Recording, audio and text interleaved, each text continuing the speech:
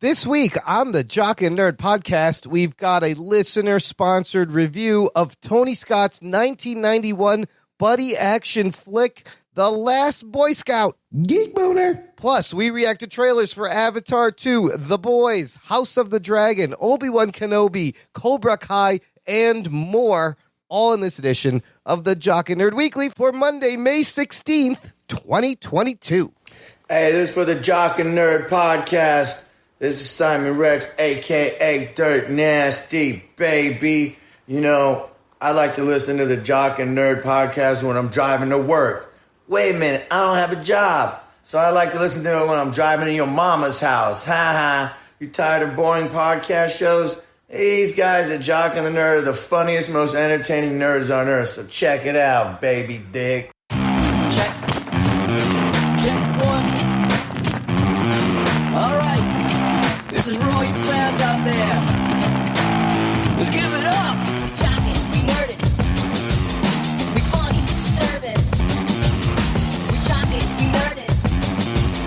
We spoiler alert. Oh, yeah. Hello. What's up, listener? Welcome to the Jock and Nerd podcast, where we give you comic book and superhero TV and movie news, reviews, and whatever we choose. Jock and Nerd. My name is Imran. My name's Anthony. He's the Jock. He's a nerd. And joining us, a fella who used to be acting stunt double for Elmo over there on Sesame Street. It's Rug Boy. How you doing, Rugs? Let the cartoon begin. It's the king of cartoons. How did that sound? From was the pretty Pee good. Wee I put a lot Herman. of bass in my voice. Very good. You sound like the king of cartoons from the Pee Wee Herman show. That's a deep cut, Rugs. You know that the king of cartoons was also Blackula? Do you know that a very young Lawrence Fishburne was Cowboy Curtis? Yes, I do. That's a great show. I do indeed. There's a lot of deep cuts in that Pee Wee show. You ever watch that Pee Wee show, Anthony? You're probably too young. Yeah, I mean, I knew of him, and I can kind of hear what his voice sounds like, and I know what his fucking face looks like, but I wasn't watching the show. I love Yeah, Pee Wee. I think that's before your time. That's what they say. Yeah. And then he had to go jerk off in a porn theater and ruin everything. That's where you do it, right? It's Yeah, like it if he was in if he was in Walmart jerking off, that you don't do it there. That's where I do it. I'll give you, yeah. But like he was in the proper place. That's what you're supposed to do in those he's like sleazy he's theaters. not at Walmart like I am, like in the women's section looking at the bras, and then he's at a place where they show porn. Everyone's jerking off in there. What year was that? That Paul Rubens incident? Yeah. And I think it was in Miami too, where everybody jerks off in Miami. It's like the jerk off capital of the world. I guess what I'm getting at is, what do you need? What is a porn theater? Like, first off, yeah, what do you expect? But secondly, what's the use for a porn theater? No one's watching porn for more than, 4 minutes? 5 minutes? Right.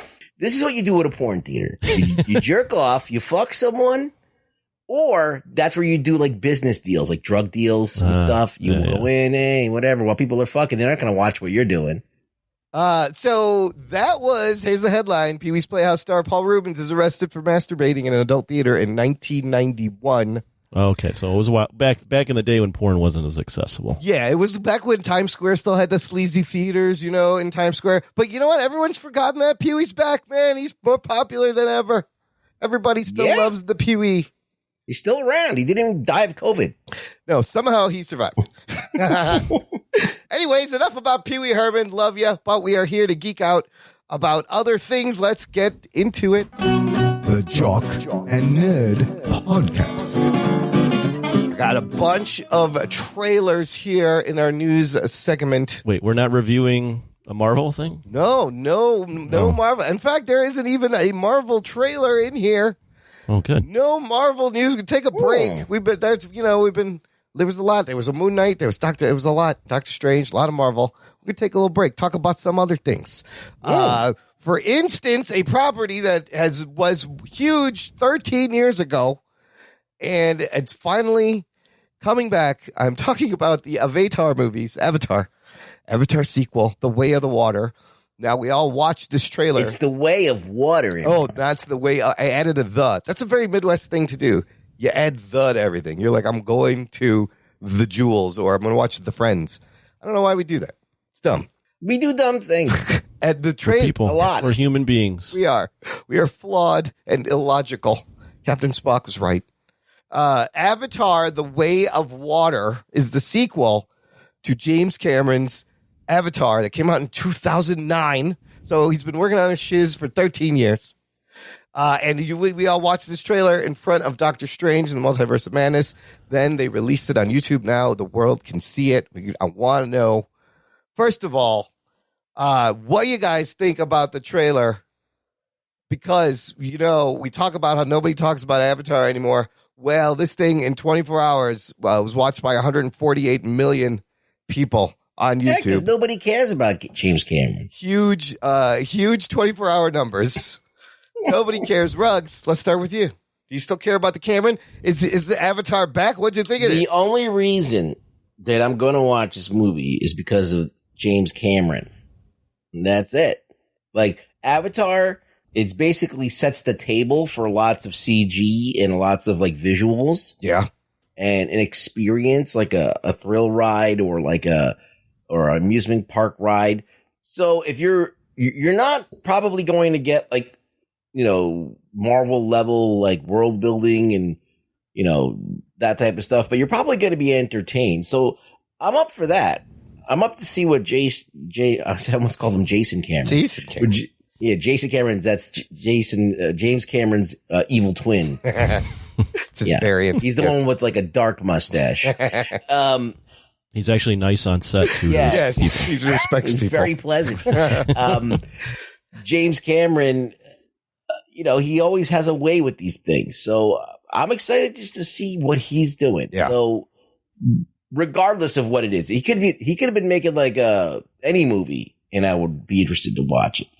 So as a tentpole, as a franchise, I feel like, he waited a little bit longer than he should have, but here we are. Well, so Anthony, you see in here lots of water stuff, lots of underwater, lots of Navi families, new places. Does it give you Floppy Jock or Geek boner. and do you care anymore? Yeah, I mentioned that Avatar is the biggest movie in the world that no one really talks about, and I still stand by that. That being said, I couldn't help but watch the trailer and go, hey, this is kind of fun. Yeah. This is nice to be back. I remember watching the first Avatar in the theater and thinking it was a great theater experience. And I think I saw it 2 or 3 more times after that in the theater. But I'm with Ruggs. I think the main reason I'm coming back to this is because James Cameron has decided To do something. this is what he's been working Yes. on for the last 12 to 15 years. Yeah. I don't know how long it's been. Yeah. And if that's the case, I think, I don't think he ever doesn't deliver. There's very few films I haven't liked from James Cameron. I'm sure the spectacle will be there. And maybe he's developing something, deeper than the first film in terms of maybe a deeper plot or, That'd be nice. or a deeper world. Yeah. I'm looking at the cast. I mean, everyone's returning, and then you've got Kate Winslet here, Cliff Curtis, Michelle Yeoh, Vin Diesel, yeah, and Kate Winslet amongst other people. Yeah. But there's a lot of people in this. You can't really tell what the plot is. I didn't even know when that first Avatar ended. I didn't really see where they were going to go with another movie that didn't really lend itself to another sequel. But like I said, it'll probably look great. I'll be there probably opening night or opening weekend, and I love James Cameron. So I mean, I'm with you guys on the Cameron. I'm dying to see the next big thing. It's not a plot-heavy trailer. It's more just a really pretty. The visuals look great. This fucking creature that you ride underwater and then it pops out and wings pop out and now you fly. That's pretty badass, right? I thought that was great. It almost looks like too animated though. Like, I don't know. Do you get a video gamey kind of feel in some of this? Like, it's almost like too polished and too just, I'm having trouble connecting with that on a little bit. I didn't get that. I feel like, with any CG, there's some that is hidden better. Like, it looks more realistic and kind of, you don't even detect that it's there. But this, I think it's meant to be detected, right? It's meant for you to understand that you're creating a completely foreign world. So nothing's going to look like our standard of realism. It's hyper real.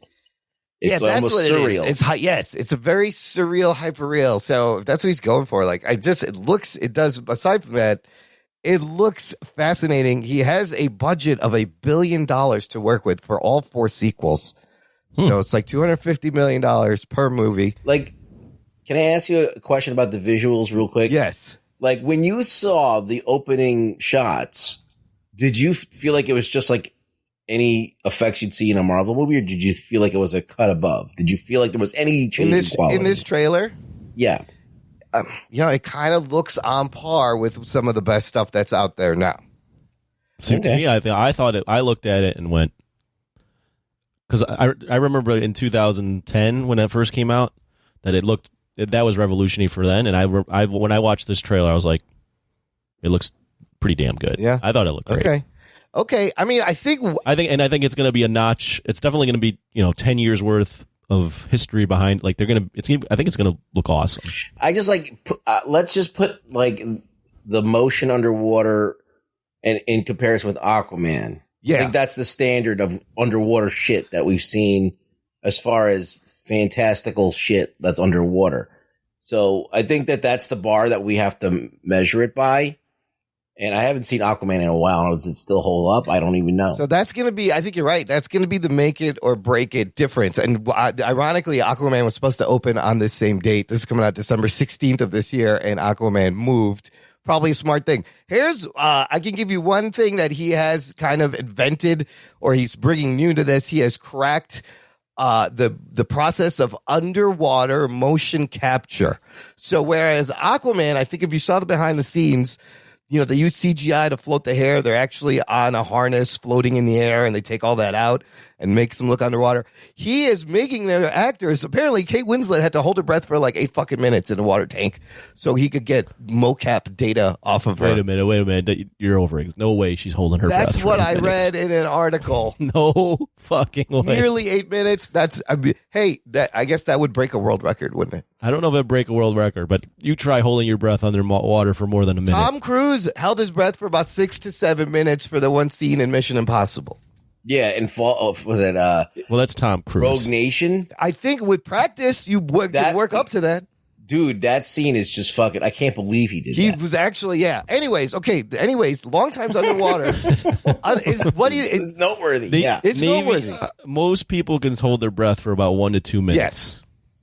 Yes. What if you're a chain smoker like Imran? Oh, fucking 30 seconds. I'm a dead man. Can Imran swim? No, absolutely not. I don't like water. Water and I are not friends. Oh. Yeah.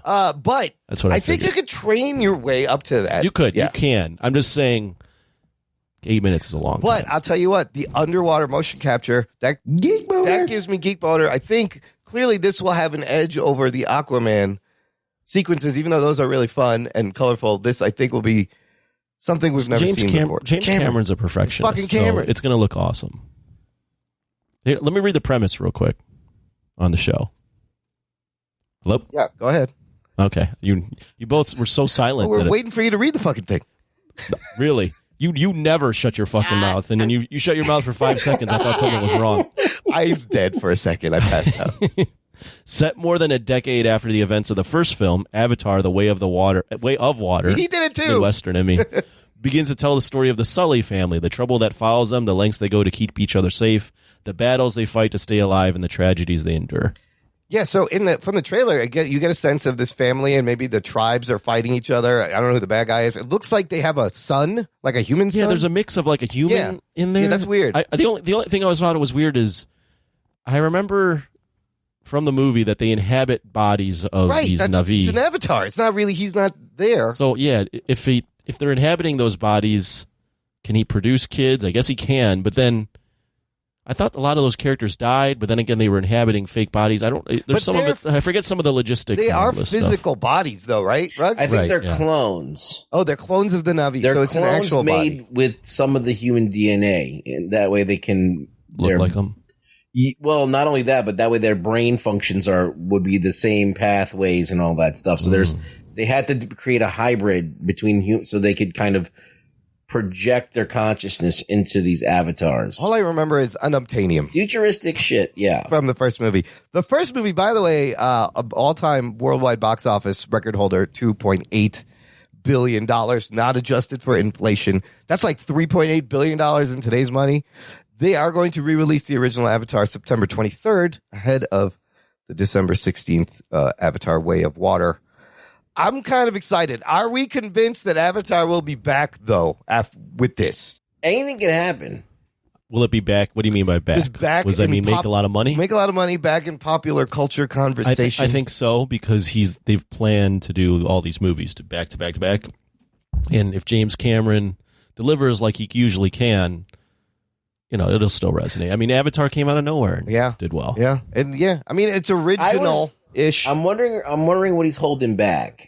There's definitely some kind of huge thing that we haven't even seen yet. Yeah, this is just a teaser. Yeah. But just look gorgeous. I agree. I mean, I'm with you, Imran, in that I watched the trailer and I went, I'm actually kind of excited now for this. Yeah, I'm like, oh shit. Even though I never really even wanted an Avatar sequel. So originally the plan for Disney was they were going to alternate December releases with this and 3 Star Wars movies.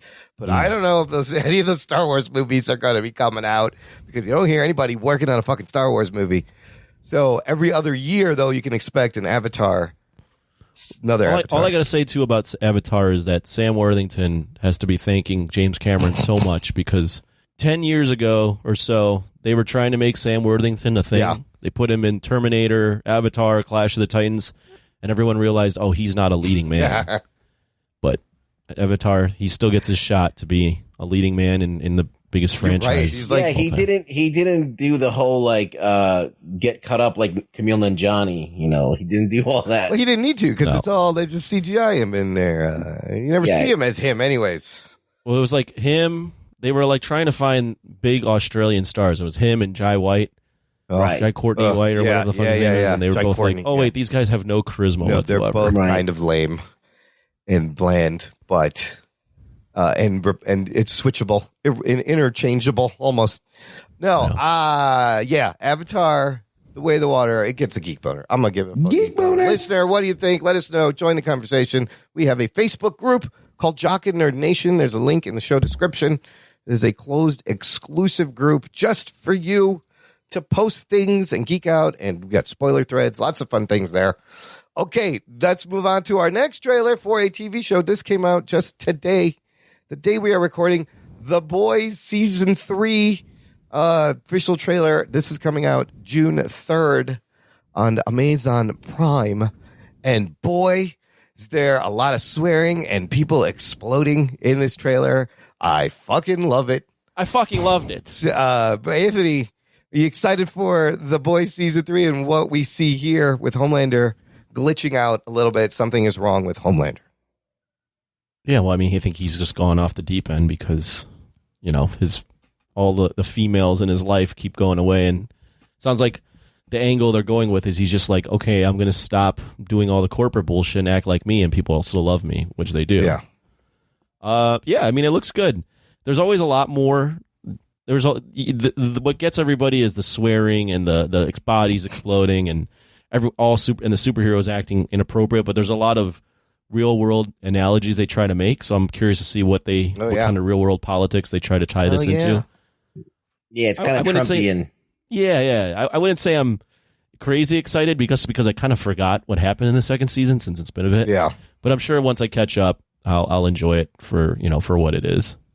We'll see if they can keep. I mean, I'm curious to see if they can keep that chemistry going in terms of what they've established in the first 2 seasons, because it's a very fine line from being over the top and too much to that direction where it's just like, okay, now this is just shock value TV and still having like some substance to chew on. So curious to see if they can keep that going, because it is a fine line to balance. Ruggs, you see a little bit more of black noir in this, and it looks like Billy Butcher takes Compound V. I believe this is a storyline from the comics. Does this give you geek boner? He's got 24-hour superpowers. Yes, with the little Compound V injection. Yeah. And then also you forgot about Crank That Soldier Boy. Oh, yes. You see Jensen Ackles. Yeah. So new to the cast this season, Soldier Boy, played by Jensen Ackles. Crimson Countess, played by Laurie Holden. Supersonic, played by Miles Gaston Villanueva. Blue Hawk, played by Nick Westler. And Gunpowder, played by Sean Patrick Flannery. Remember him? Oh, he was Powder. Remember now he's him? Gunpowder. Sean Patrick Flannery was Powder? That's right. I always get him confused. He would get confused with Ryan Reynolds back in the day when they did, because they kind of did the same, like, raunchy comedy movies. Yeah, Sean Patrick Flannery. Is Jensen Ackles' character supposed to be a good guy or a bad guy? I don't know. He looks like he's unhinged and violent, and maybe I'm not sure. He looks Who like isn't unhinged and violent in on this the boys? show. That's kind of true. like everybody, Right? Even the good guys. It looks like they he helps them take down Vought. So maybe everybody in the show is just working for whatever benefits them. Really, if you think about it. I like the idea. They mentioned it in the teaser, the line where what's his name takes the Compound V. What's the guy's name? Billy Butcher. Billy Butcher, and his friend who with a funny name, the black guy. Oh yes, Frenchie. Is that not Frenchie? That's not Frenchie. I forgot what his name is. But anyways, he questions him and goes, "This is like exactly what we were trying to fight against." So I'd be curious to see if they dive into that of the power corrupting him and him taking it, but then also kind of losing a little bit of his own self by doing that. Absolutely, because his argument would be like, well, you got to join him to beat him, take him down from the inside. And then Huey is like working for the FBI. I think that's where the last season ended. We don't have anyone none of us have actually read The Boys. Right. Is that a comic? Yeah. Right? No. Ruggs, did you read it? I did, but not this far. I don't even think that this is even sticking to the material. They're going to do this hero-gasm storyline that apparently is very depraved. Mother's Milk is his name. Oh, Lonzo Mother's Lonzo. Milk. That's right. Played by Lonzo. Marvin T. Mother's Milk. No, Geek Boner for this. Geek Boner. I want to see more Black Noir. He got sidelined that last second season. Right. I really like the Black Noir. I love The Boys. I've enjoyed it every time that it's been on, and it does kind of hit the same note a lot of the time. And we've just watched the cartoon that came out Diabolical. a while ago. It's very good. Yeah. It was. I didn't want to watch that, and I ended up getting into that too. So there's something about the people working on that show. So I'm sure that it's going to capture everyone's attention. I wonder if any of that cartoon ties into what's going on here. But no, fuck yeah, it looks like the same great fucking violence and depravity we've known to love. Yeah, on the I'm boys. down. Yes, Geek Boner. Another Geek Boner. Okay, Geek Boner. Let's see if this next one gets a Geek Boner. This is on HBO Max and HBO. It is The House of the Dragon, first teaser trailer for the prequel, one of the Game of Thrones prequel series. They were the other one they were going to make with what's her name. They killed that. They spent $30 million in that, made the pilot, and decided not to make the show. What was it supposed to be? I can't remember the name of that one either. But who was in it? The blonde. Fucking hell. You're supposed to be an awesome host. I'm here talking about House of the Dragon, not this other show, because this show is getting made. This is the story of the House Targaryen 200 years before Game of Thrones, and you see fucking dragons. You see lots of people with really blonde hair, and they name drop the Baratheons and the Targaryens and the Starks. The Starks, I think. And what was the V one? Man, Viserion. The Viserions. Valerian. I'm having trouble. We binge watched this whole show on this podcast. Valerian, that's the one, and Baratheon. Anthony, did you watch this? What is this? Does this pique your interest at all? I can't say I'm super interested, but I remember I was watching the trailer and going, "Man, I really did like Game of Thrones a lot." Yeah, right. But I was going, I forgot a lot of this stuff. Me too. I think this is the problem in general of just whenever there's a break between TV shows, especially a long break, is I just forget a lot of the stuff. And this is going to be a prequel, but like when they had people kneeling and going something Baratheon, something Stark, I go, oh yeah. Remember those people? Yeah, I do remember them. And then I guess this is about a civil war between the Targaryen family. Yeah. It's one of those things where I'm probably going to watch the first episode and hope that it's good. And if it is, I'll probably get really into it again. But that, it's one of those things where that last season left such a bad taste in everyone's mouth that it's hard to get excited about a prequel when you really drop the ball the way they did. And it's House of Dragon, right? And they completely fucked up Daenerys by the end of that series. Yeah. So it's like you're trying to get us to buy in on a prequel show about this family, but you really screwed over that character in the last season. Yeah. Plus, the George Martin didn't. Is he finished yet? I don't even think he finished the last book. I still don't think he's finished with that book. I don't So- yeah. But he's involved in this, apparently. Oh, he's involved. Like he's part of the writing. He's in the writer's room, I guess, or advising in some way. Yeah, he's part of the. It says he's part of the development. Let's see the writing. Because I think when they were working from his stuff, the show was great. And when they deviated away from that, they kind of did some hokey shit. So it's kind of like a weird thing that they're going to kind of, do what everybody does. They take the IP and then they just fucking do whatever they want with it. The thing is that they're doing prehistory. It's a prequel. Mm-hmm. So we kind of know how it unfolds and how where we get to. So they have to make it really interesting. There has to be like secrets and shit, and there's got to be some intrigue there. I'm hoping it could catch and be what Game of Thrones was, but I think it's lightning in a bottle. I don't think it's going to happen twice. The only thing that's to their advantage, though, is yes, it's a prequel, but they set it 200 years in advance, so we know that it's not going to end with the Mad King blowing up, what the hell, or was about to blow up the damn. What's the city called? The whole not Westeros, but that city that's based in Croatia, whatever the fuck it is. Can't remember any of the Game of Thrones names. Yeah, he was supposed to blow it up, and freaking Nikolai Waldau's character kills him. Right. We know it's not going to end there. No, that's way later. So at least they have they've built themselves a buffer to kind of do what they want to do and not have it end in a point where we know, okay, this is supposed to happen and it's over. I mean, you got dragons right away, so they don't have to slow play. I forgot all the names. I know. I can't remember the fucking names either. There's so many names, but there's going to be dragons. We'll snap right back in once we get into it. I think it may take a few episodes because remember, the first season of Game of Thrones, it took me, I think, a couple of episodes to really lock into what was going on, kind of the style and get into it. I think it was largely Jaime Lannister kills the Mad King, and then he gets called the Kingslayer, and that's an insult. That's right. I remember Tyrion was the character that hooked me right away, that I loved immediately. So they need somebody like that. Who was your favorite character that hooked you? I still remember fucking Peter Dinklage as Tyrion was so great. He's funny and fucking quick-witted. I liked him right away. My favorite character arc up until the last season was Jaime Lannister. Jaime and his sister and I'm saying Jaime, just Jaime's arc, because he goes from this guy that you think is just a fucking terrible person that's banging his sister. Oh yeah, that's true. And then he has this whole redemption. Yeah, and then they screw it up at the end. And there's a lot of great arcs. There's a lot of great arcs of characters in that whole show. This one you got Matt Smith in this show, who we just saw in the Morbius, and you got Rhys Ifans. I like Matt Smith. Matt Smith's good. Rhys Ifans played the Lizard in the Amazing Spider-Man. And just lots of blonde wigs and dragons and a dragon egg. So we'll see August 21st on HBO Max. Okay, let's move on to a Disney Plus show. There's a lot of fucking content coming out. I don't know. Oh my God. I don't know how I'm going to keep up with this.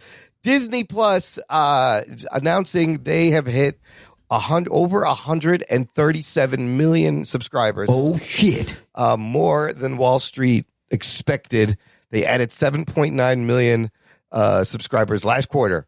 So they're racking up subscribers, and they put out a final trailer for the Obi-Wan show that will debut May 27th with 2 episodes. That's a Friday. Ooh. And then it will continue to come out every Wednesday. Ruggs, did you see this trailer? The thumbnail of this trailer, you got the shot of fucking Obi-Wan and Darth Vader in a lightsaber There's battle. only one reason that Imran's going to watch this show, and it's got Najani. Kumail? Did you see the shot of Kumail? Quick shot of Kumail. It's Camille the Jedi right now. Kumail the Jedi gave me geek boner right away. Yeah.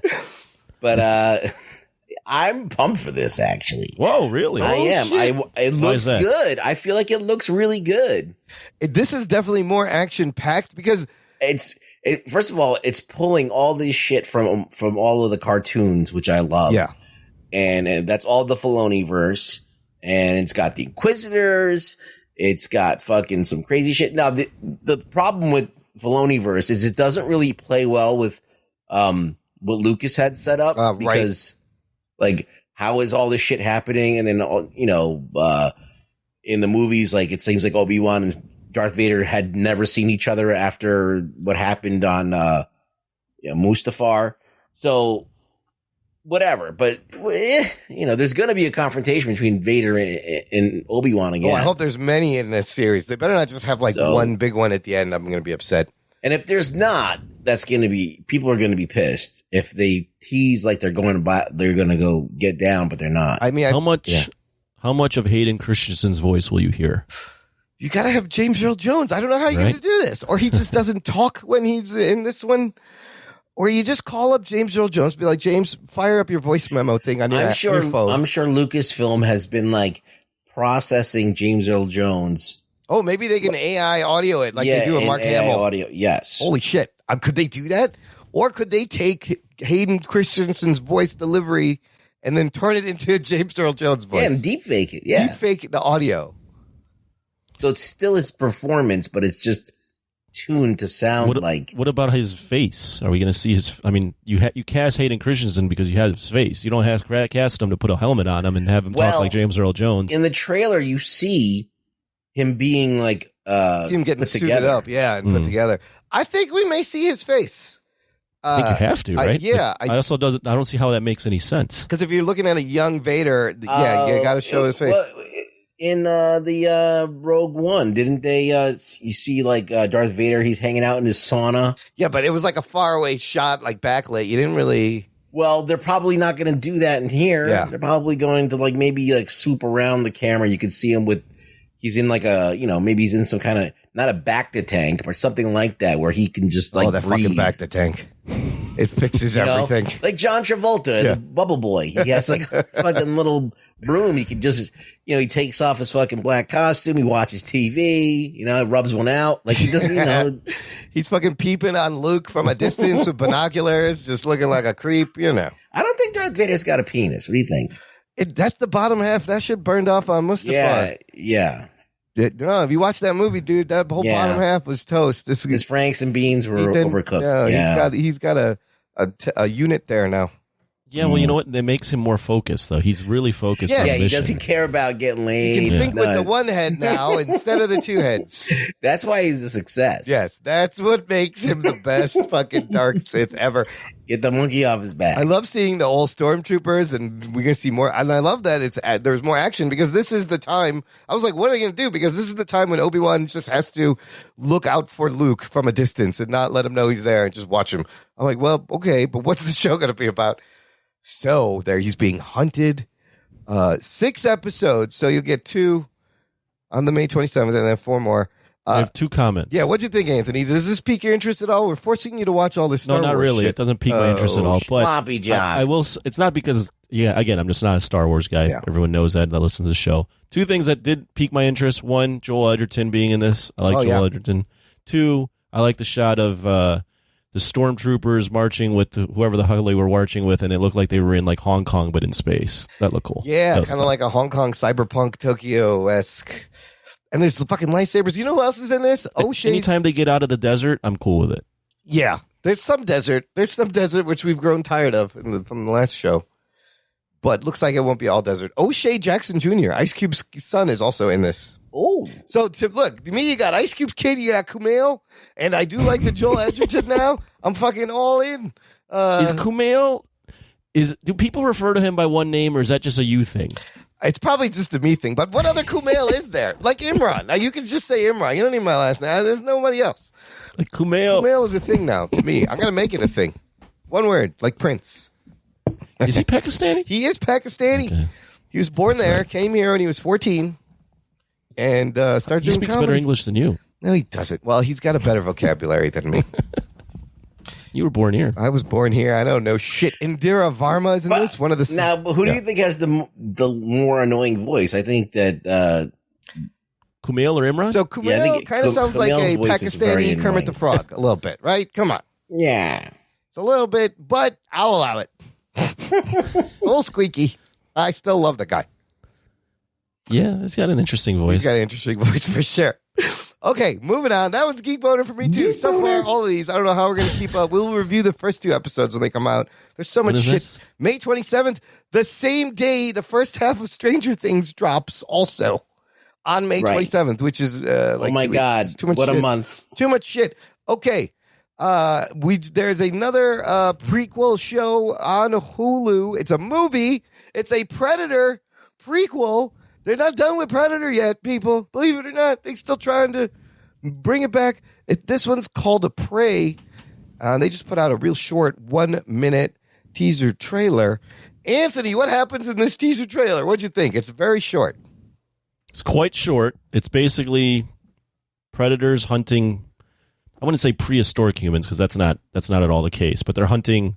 Looks like Native American, Comanche, Cherokee, somewhere around there. Trailer's nothing to it's just a quick tease of this Native American woman hunting something, and then And predator. You see 3 dots, the laser dots come out of the nowhere. Laser dots are on there.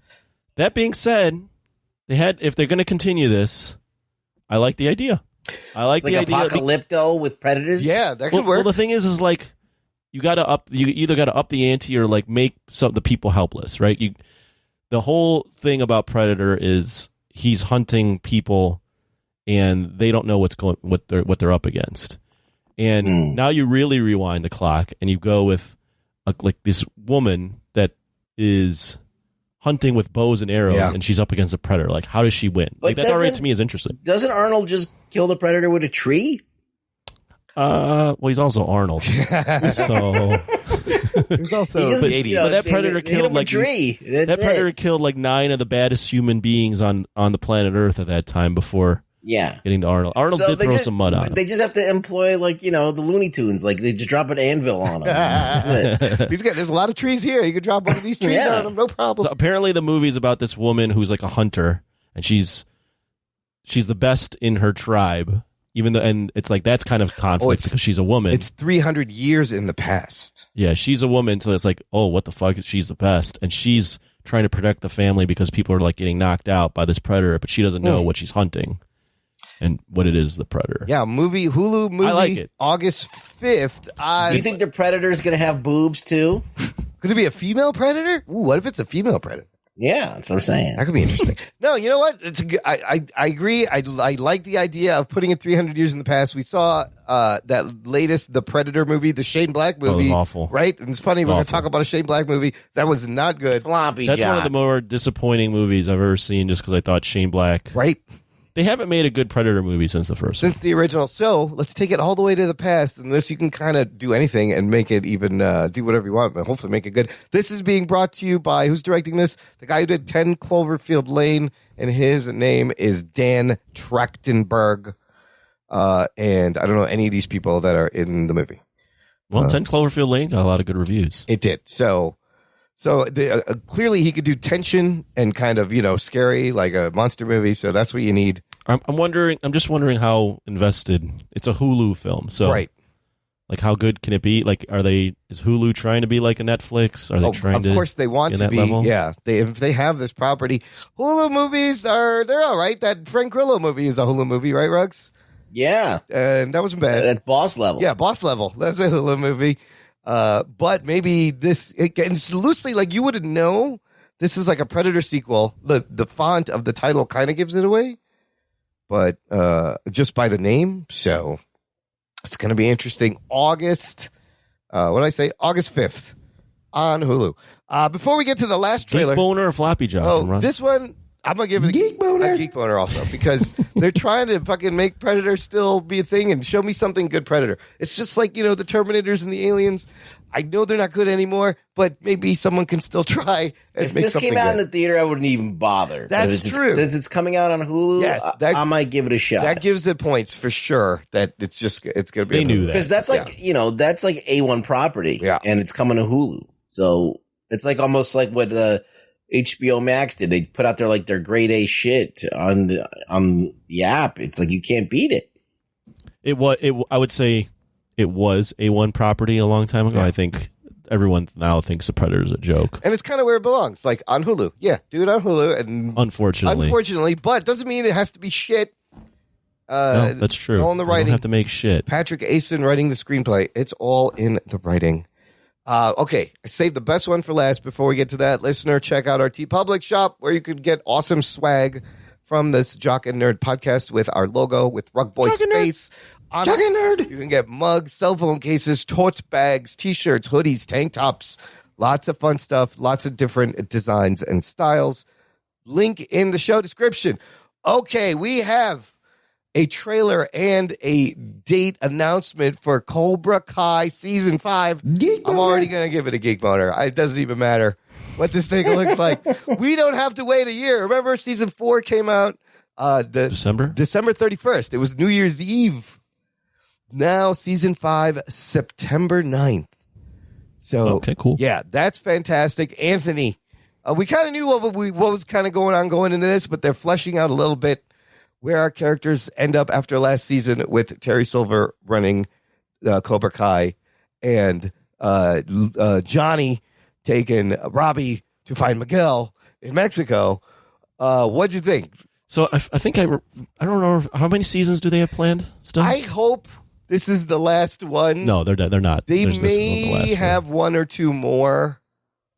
It should be this one. Yeah. But they're going to keep milking it, I think. I remember reading, I even said it on the show, that they had like I think season 1 and 2 were their New Hope, season 3 and 4 were their Empire Strikes Back, Right. and then 5 and 6 were their, or maybe they were doing it in threes, which would be crazy because that'd make it 9 seasons. But yeah, I mean, I'm still on board with the show. So they could have shown me anything. The fact that it's now Johnny, or not Johnny, but it's fucking, what's his name? Man, Danny LaRusso and Chosen teaming up to take on not Kreese. Terry Fucking, Silver, who had Kreese Terry sprained. Silver. Yeah.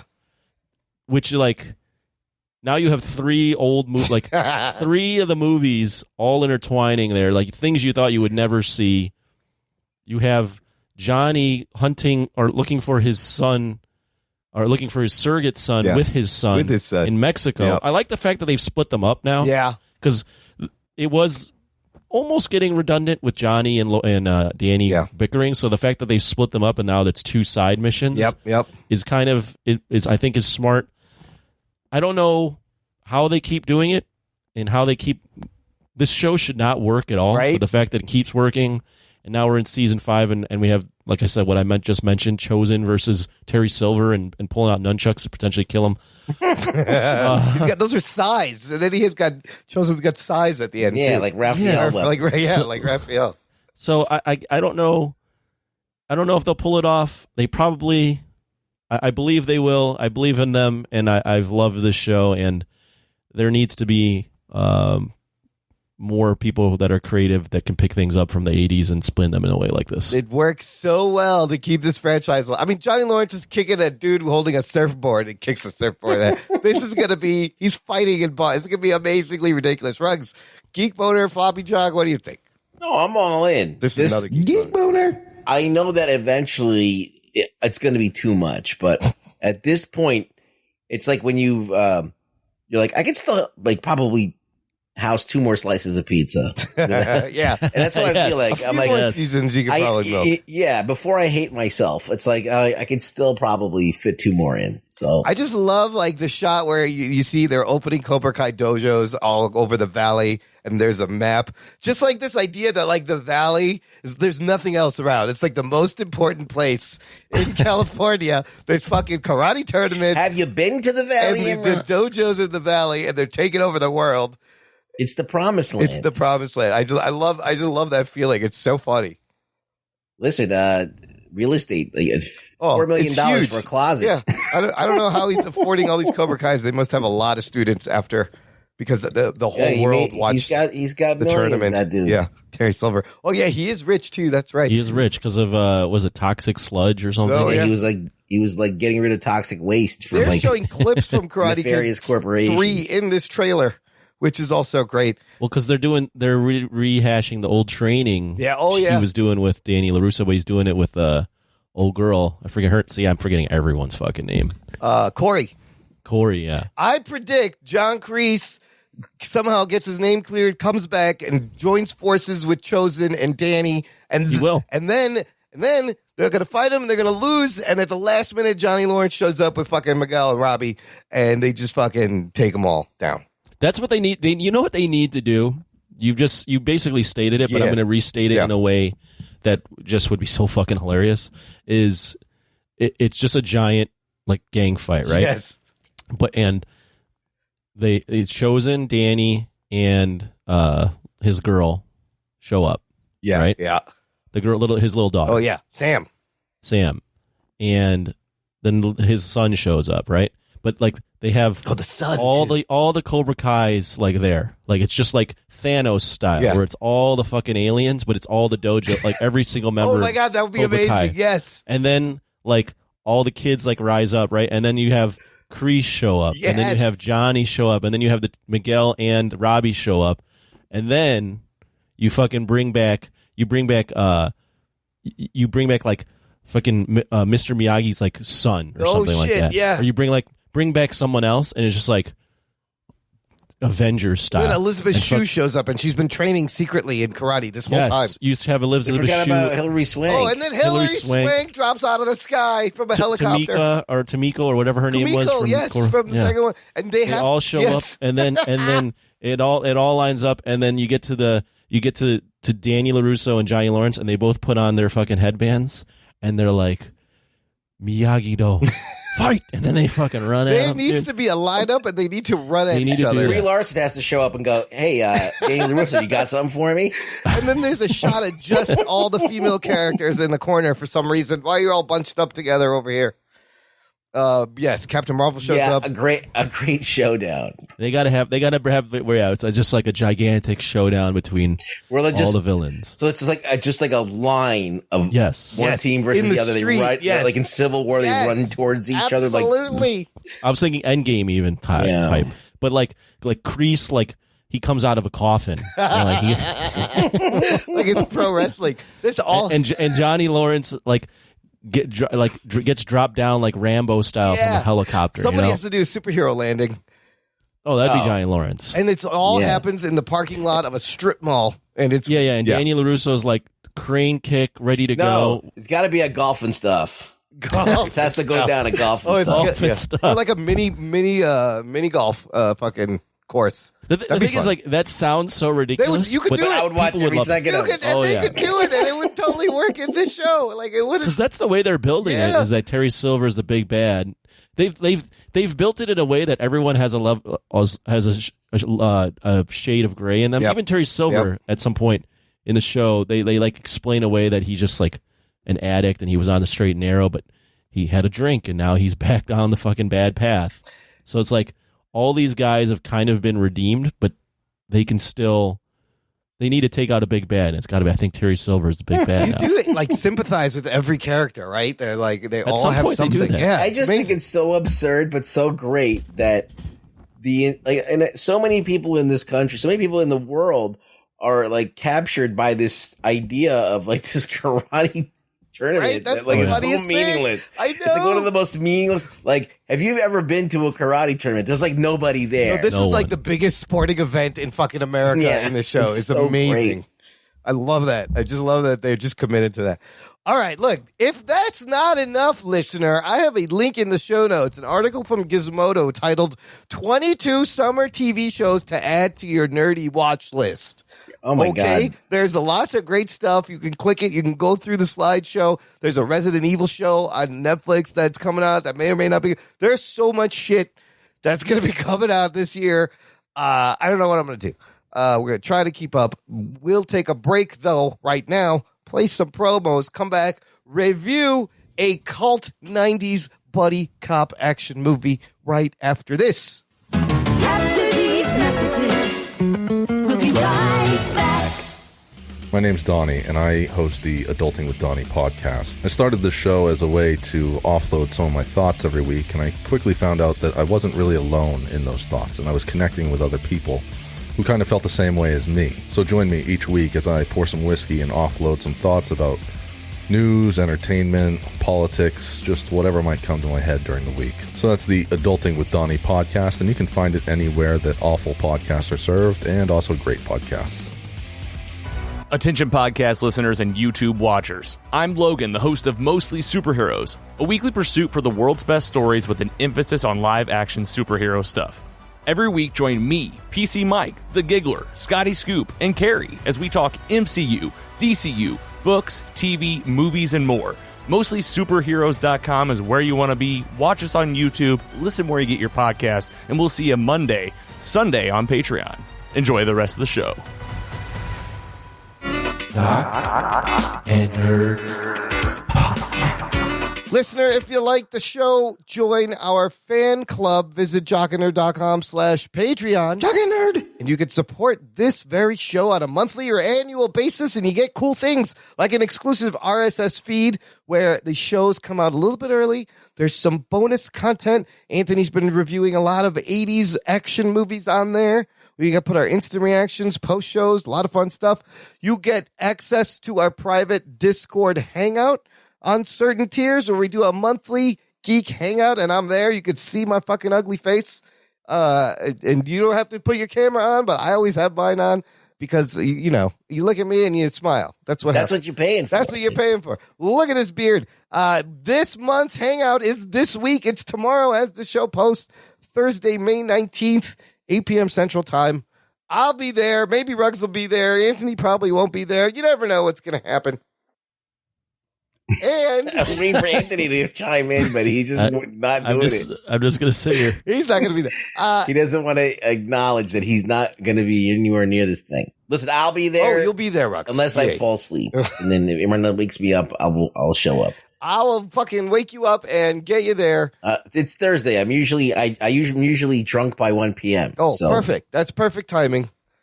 You'll be passed out by the time we start. There is also a You Pick It tier where you can pick any movie to force us to watch and review.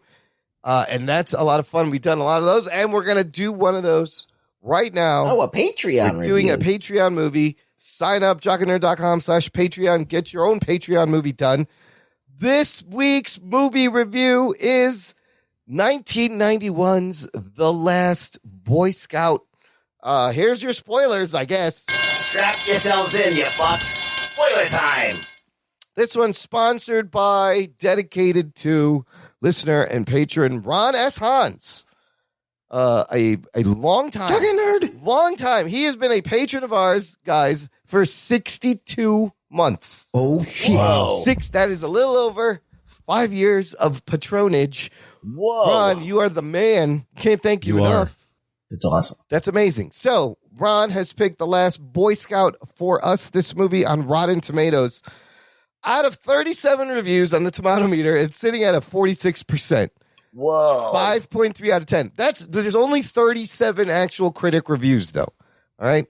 Audience score, 68%, is what it falls on that side. This movie was made for $43 million and finishes with worldwide about $114 million. Okay, so not the greatest return. But what you have here in this movie creatively in front of and behind the screen is 80s, 90s action movie heavy hitters putting this thing together, directed by Tony Scott, one of my favorite directors. This is in between. Before this, he had done Days of Thunder, and he does True Romance, one of my all-time favorite movies, all-time favorite Tony Scott movies. He does that after. So it's between those two movies. Written by, dude we were just talking about, Predator, Shane Black on the screenplay and story. Yeah, he wrote all the Lethal Weapon, right? Yes, he actually writes this movie in between Lethal Weapons 2 and 3. He kind of brings this genre into, the 90s or whatever, or the late 80s. Kind of creating the fucking buddy cop action genre, for sure. Continuing, and maybe even deconstructing and ending it. We'll get to that. Also, Greg Hicks on the story, produced by Joel Silver, who up until this point has produced all of the great 80s action movies, the Die Hards, the Lethal Weapons, Roadhouse, Predator, 48 Hours. The list goes on. And starring, here's your main cast, Bruce Willis, This is in between a movie called Hudson Hawk. Yeah, his first big flop. Yes, kind of. It was a pet project of his, and he also does Billy Bathgate the year before, and then after this, he does The Player and Death Becomes Her.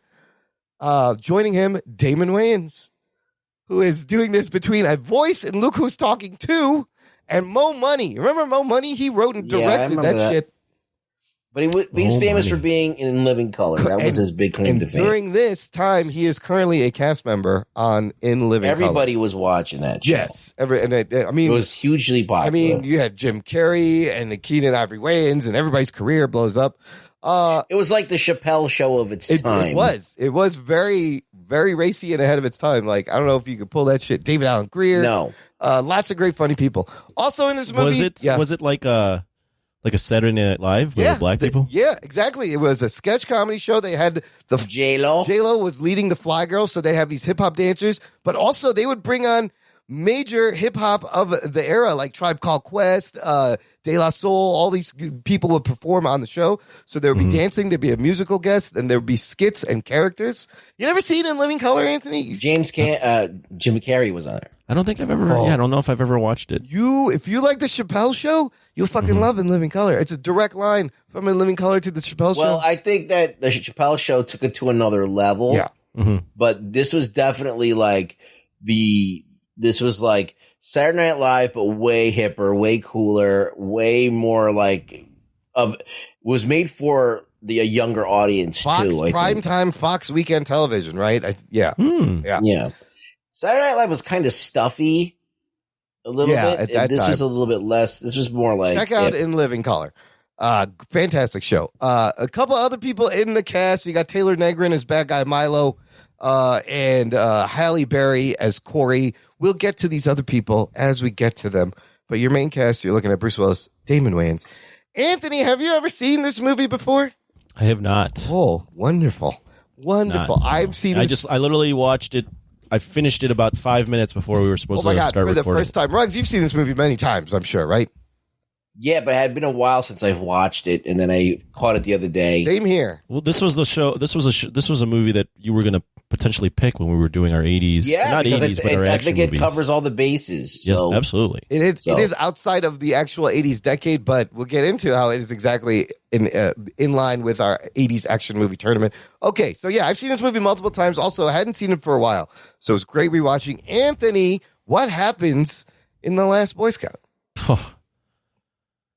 Bruce Willis plays this, I guess, disgraced former Secret Service agent, and he gets caught up in a bodyguarding gig for this dancer played by Halle Berry who is dating a retired football player, retired quarterback in Damon Wayans, a disgraced former quarterback. So you have these two disgraced guys that get linked by this stripper played by Halle Berry, and she's involved in some sort of blackmail thing that is looping in a lot of powerful people within the LA community. Let's put it that way. And Damon Wayans and Bruce Willis, his characters, have to link up to basically take down this entire scheme. Yeah, there's a gambling scheme, legalization. There's corrupt politicians. You got all that going on. But this thing throws these two kind of fuck ups together for a hell of a ride. Okay, I think the most important, your opening reaction is going to be from you, Anthony, because I kind of know the most important and the most interesting. Because I kind of know what Ruggs. We used to talk about this movie all the time back in the day. I kind of know what he thinks about this. But you watching it now for the first time, what did you walk away thinking? So you stated, I want to restate this because I think it's important. This is a movie produced by Joel Silver. Correct. Written by Shane Black. Directed by Tony Scott. Set in the early 90s with Bruce Willis and Damon Wayans. Mm-hmm. And to give some context, I watched the movie I finished it 5 minutes before we were supposed to start recording. I've been in Vegas all weekend, so my mind is just completely... I'm so tired. And I threw this movie on.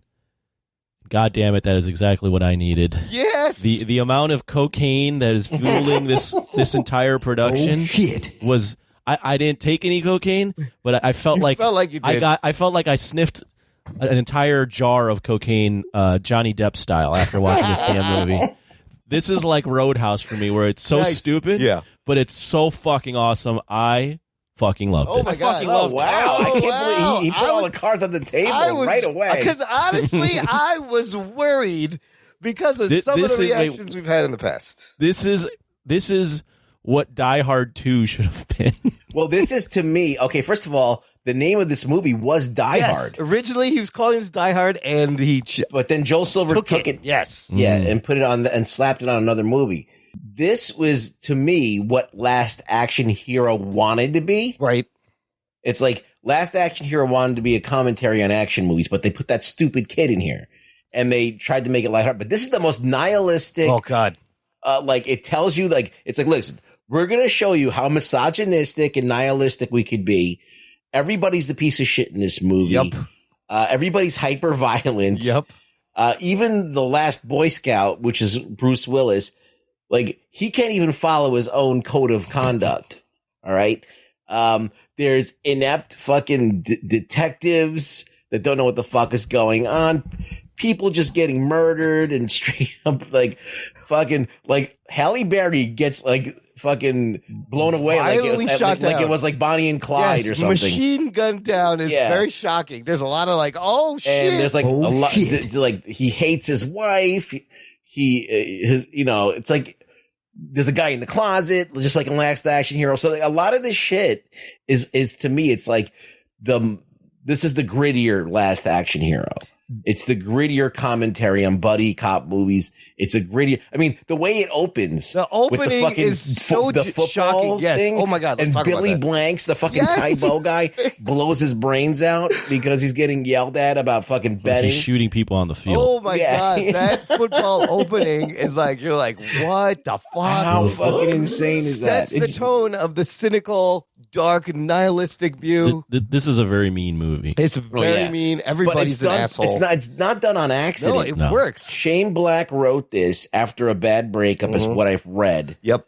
And he channeled all of his anger into this movie, and I like that. And somebody who's like sniffing their own farts, some nose bowler's going to be like, "Well, that's misogynistic." I'm like, but that's art. Like I am feeling what Shane Black feels when he wrote this. Don't forget too, he wrote this after Lethal Weapon 2, which he wanted to make much darker than it really was. They made it funnier. So they made and they pivoted. Yeah. So he did this, and this is very much in the same vein of what Lethal Weapon 1 was. You have the same, he loves his down on his luck, depressed asshole protagonist.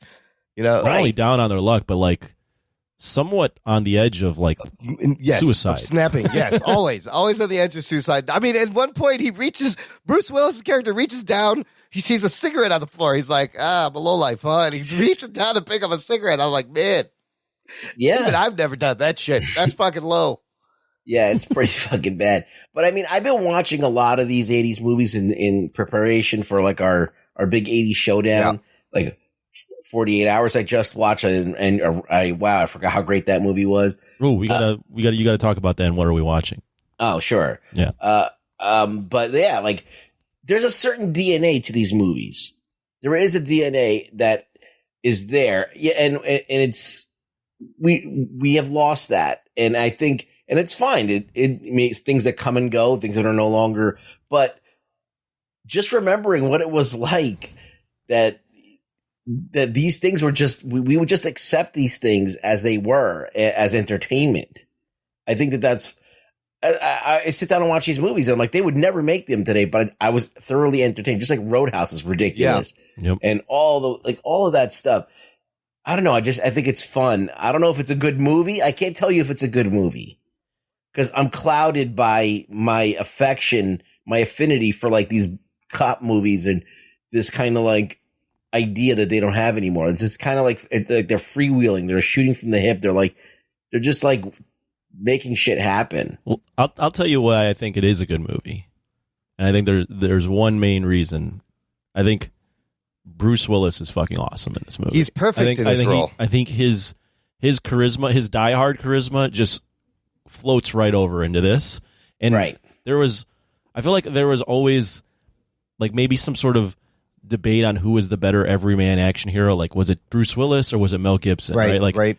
I feel like in an alternate timeline, they could have switched roles and done really well in either movie. Oh my God. But you kind of get to see Bruce Willis do Lethal Weapon in this movie. He's kind of Riggs, but he's also very much just John McClane. Yes. So it's just like it's so effortless that he's in this, and then you have Damon Wayans, who's I think he's okay in this movie. He's funny. He's doing a good job keeping up. But it's It's just ridiculous as this down on his luck quarterback.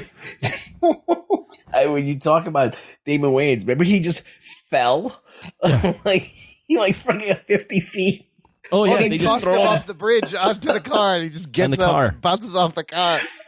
Well, I knew this movie was like, I was like, oh, this is definitely a Shane Black movie, because like in the first 15 minutes, Damon Wayans' character is walking through this mansion, and there's this football player in a hot tub, and he just grabs the girl and shoves her underwater. And he's like, what are you doing, man? He's like, she's got to blow me. He's drowning and he's like, this girl. He's like, she's not gonna be able to blow you underwater. He's like, well, then she's not coming up for air until she blows me. I don't care. And it's just like, oh my God, this is a fucking mean movie to women. Like, there's a senator beating the fuck out of a woman that disgraces, He's torturing her. Yes. Yeah, Bruce Willis's character is like, I don't know what it is, and I'm not saying I like it, but what I'm saying is it's in a kind of entertaining. But like, you get it works for the tone of this movie. It's Bruce Willis, and it's the script, and the one-liners are actually really great. I did not remember there being so many fucking good one-liners. There's some great moments.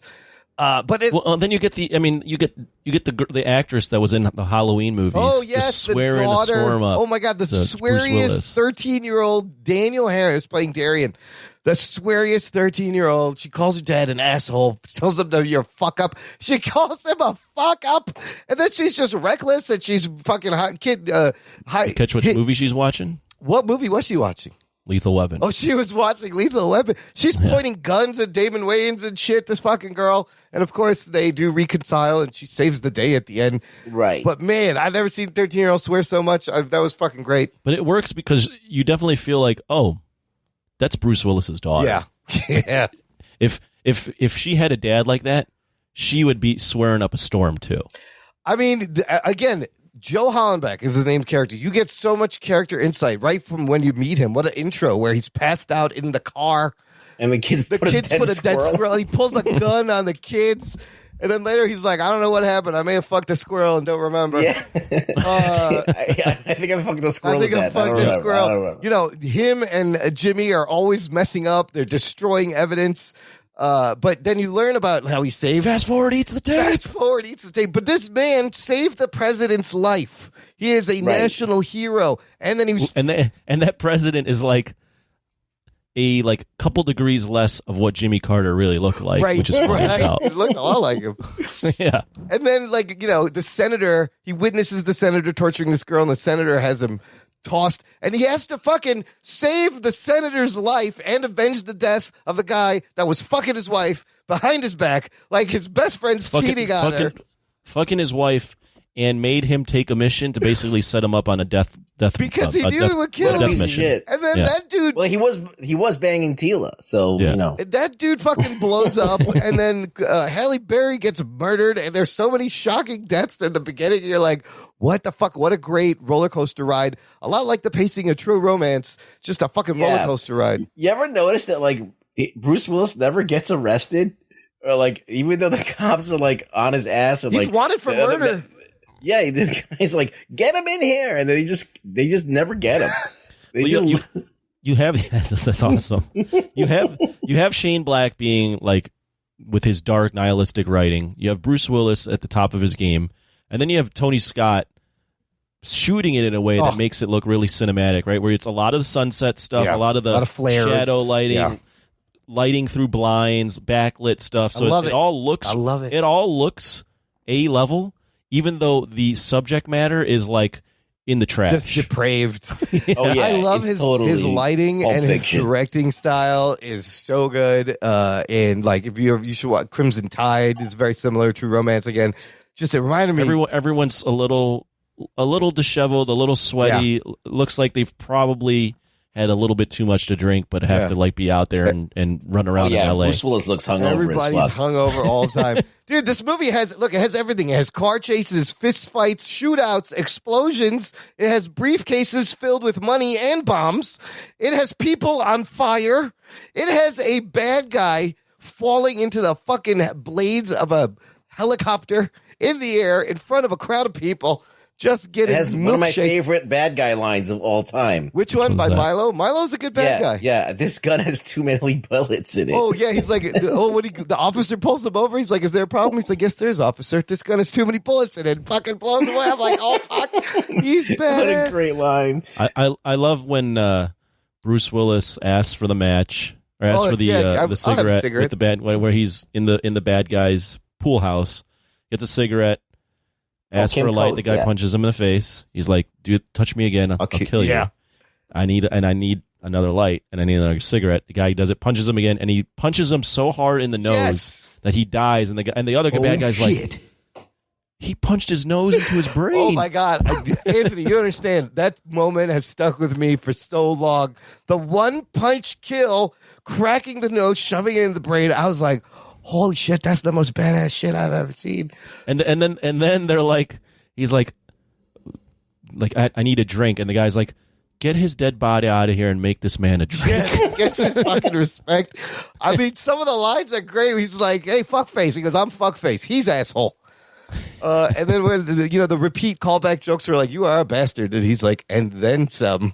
And he is. There's so many fucking great where it's like water is wet, the sky is blue, women have secrets. Who gives a fuck? Women have secrets. Yeah. She's like, you're never home. He's like, well, get a dog. Get a dog. and the latter one of the last scenes is they reconcile after he's like cheated on her, or she's cheated on him, and they hug, and he finally shows emotion, which is what they were getting at, is that he wasn't showing that he cared at all. Yeah.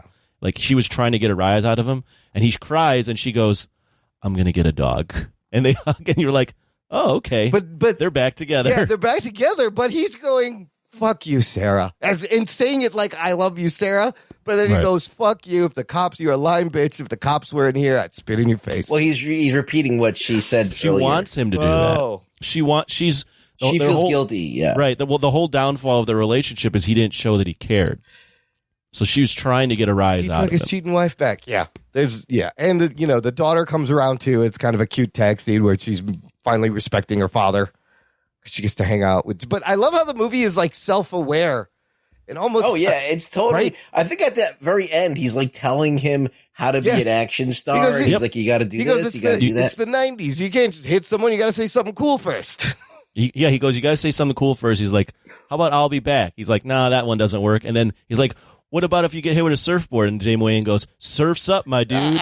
He's like, that's a little better. It's like it's a deconstruction of the buddy cop genre. Oh, it's totally aware. Because he's written them all. Yeah. Right? Yeah. Right. So he knows what it is. He wrote Monster Squad too, which is a great movie. Yeah. Too. But and Bruce Willis hates rap music in this. Oh, I love that. He's like another thing that I remember. Like, I want to hear you scream. The guy goes, play some rap music.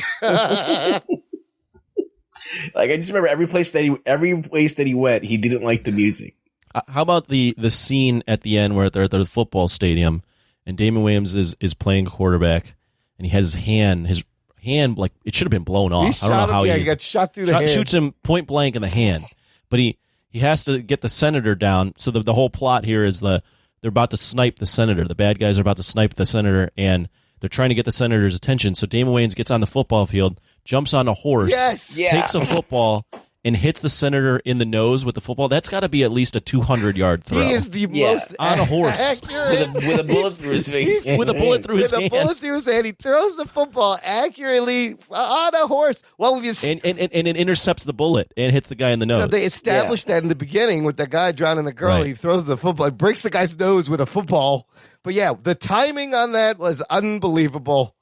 And then Milo's just like, fuck you, asshole. And he throws his gun at Bruce Willis. And then so the whole crowd at the end, right, has just witnessed this guy get shot by the police, fall over the thing, and get liquefied by helicopter blades. And then they watch Bruce Willis awkwardly dance a jig.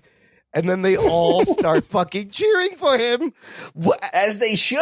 But at what point do you not run and flee when there is fucking bullets flying at a football game? I got the fuck out of there. Nobody left. They're just waiting to see. I have to point out about that stadium. So there's a shot where it's the LA Coliseum. Yeah. Which is the LA Coliseum is built like a giant bowl. And then when they reestablish the shot of the stadium as it closes out on that scene, it's a completely different stadium. It's a different It's a completely different stadium. I'm like, give me your B-roll. There's a bad like a superimposed explosion too at the end when the fucking guy, the owner of the team, opens the briefcase. When that thing blows up, it looks so It looks bad. horrible. oh yeah, it's like a shot in like Beverly Hills, and it's just like a house in the distance And blowing you can up. see they just put a little explosion on top of the shot. like, It's so bad. just And throw they're that shit in there. laughing. And I was like, there was 2 fucking dogs there. Those dogs died too. This isn't funny. What about nobody's thinking about the Dobermans? But man, They were evil. They were evil dogs. That's How right. about the scene where Bruce Willis is getting led to the alley to get killed because he just was in the way of the hit on Halle Berry's character, and he's just telling your wife how he jokes. fucked his wife, and he's like the one line where he's like, she's so fat I had to roll her in flour to find a wet spot. That's it. And the guy starts laughing. That was his distraction. He gets the guy to laugh at the fat joke, then takes a shattered bottle and shoves it in his neck. And then he does the same at the end. It ganks him. Yeah. He does the same at the end with that hand puppet that his daughter brings him, and he's telling jokes. I forgot what the joke yeah, I mean is there. that's such a ridiculous scene. Like first she off, just walks up right to him. she just walks up and they're just like, we'll let her walk this up to girl's her in dad and danger. give her a hand puppet and just not stop it. It's like this little girl is like completely in the mix of danger, but they were doing that in True Lies, with Eliza Dushku. She was on freaking on a plane. It's a very Shane Black thing. There's always a kid, right? Yeah. There's no Christmas, but there's always sometimes a kid that's fucking. Well, Commando, it's a kid. Yeah. It's always a kid. I mean, it's totally. But the fact that she's like wants to be there at some points and is laughing maniacally when she's pointing the gun at Damon Wayans' character, I'm just like, this is ridiculous and it's awesome at the same time.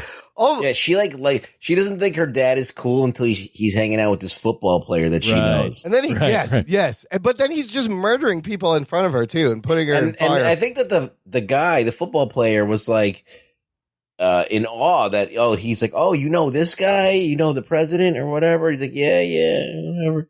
So it's like, well, he finds out that he saves the president. Damon Wayans helps him reconcile with his daughter a little bit too. Well, they're both down on their luck, but they're both in awe actually of each other. So you mentioned Damon Wayans admires that he's with the president, but then the daughter reveals that Bruce Willis's character was super into him as a quarterback until he like got off the rocker and got on drugs and was betting on the games. Oh yeah, then he was doing drugs in his house. He was doing that. And then he has the big monologue where he explains how the gambling is taken over and they push people too far. So they both secretly like each other. They both secretly admire a lot about each other, and they're both in the same place mentally where they're in a bad spot. It's a good dynamic. It's like a Riggs Murtaugh, absolutely, because like Riggs is he's unhinged, he's depressed, he doesn't have a family, and Murtaugh's got the family, but he feels like he's aging out. He's going to retire. He doesn't have any excitement in his life anymore, and they kind of feed off of each other.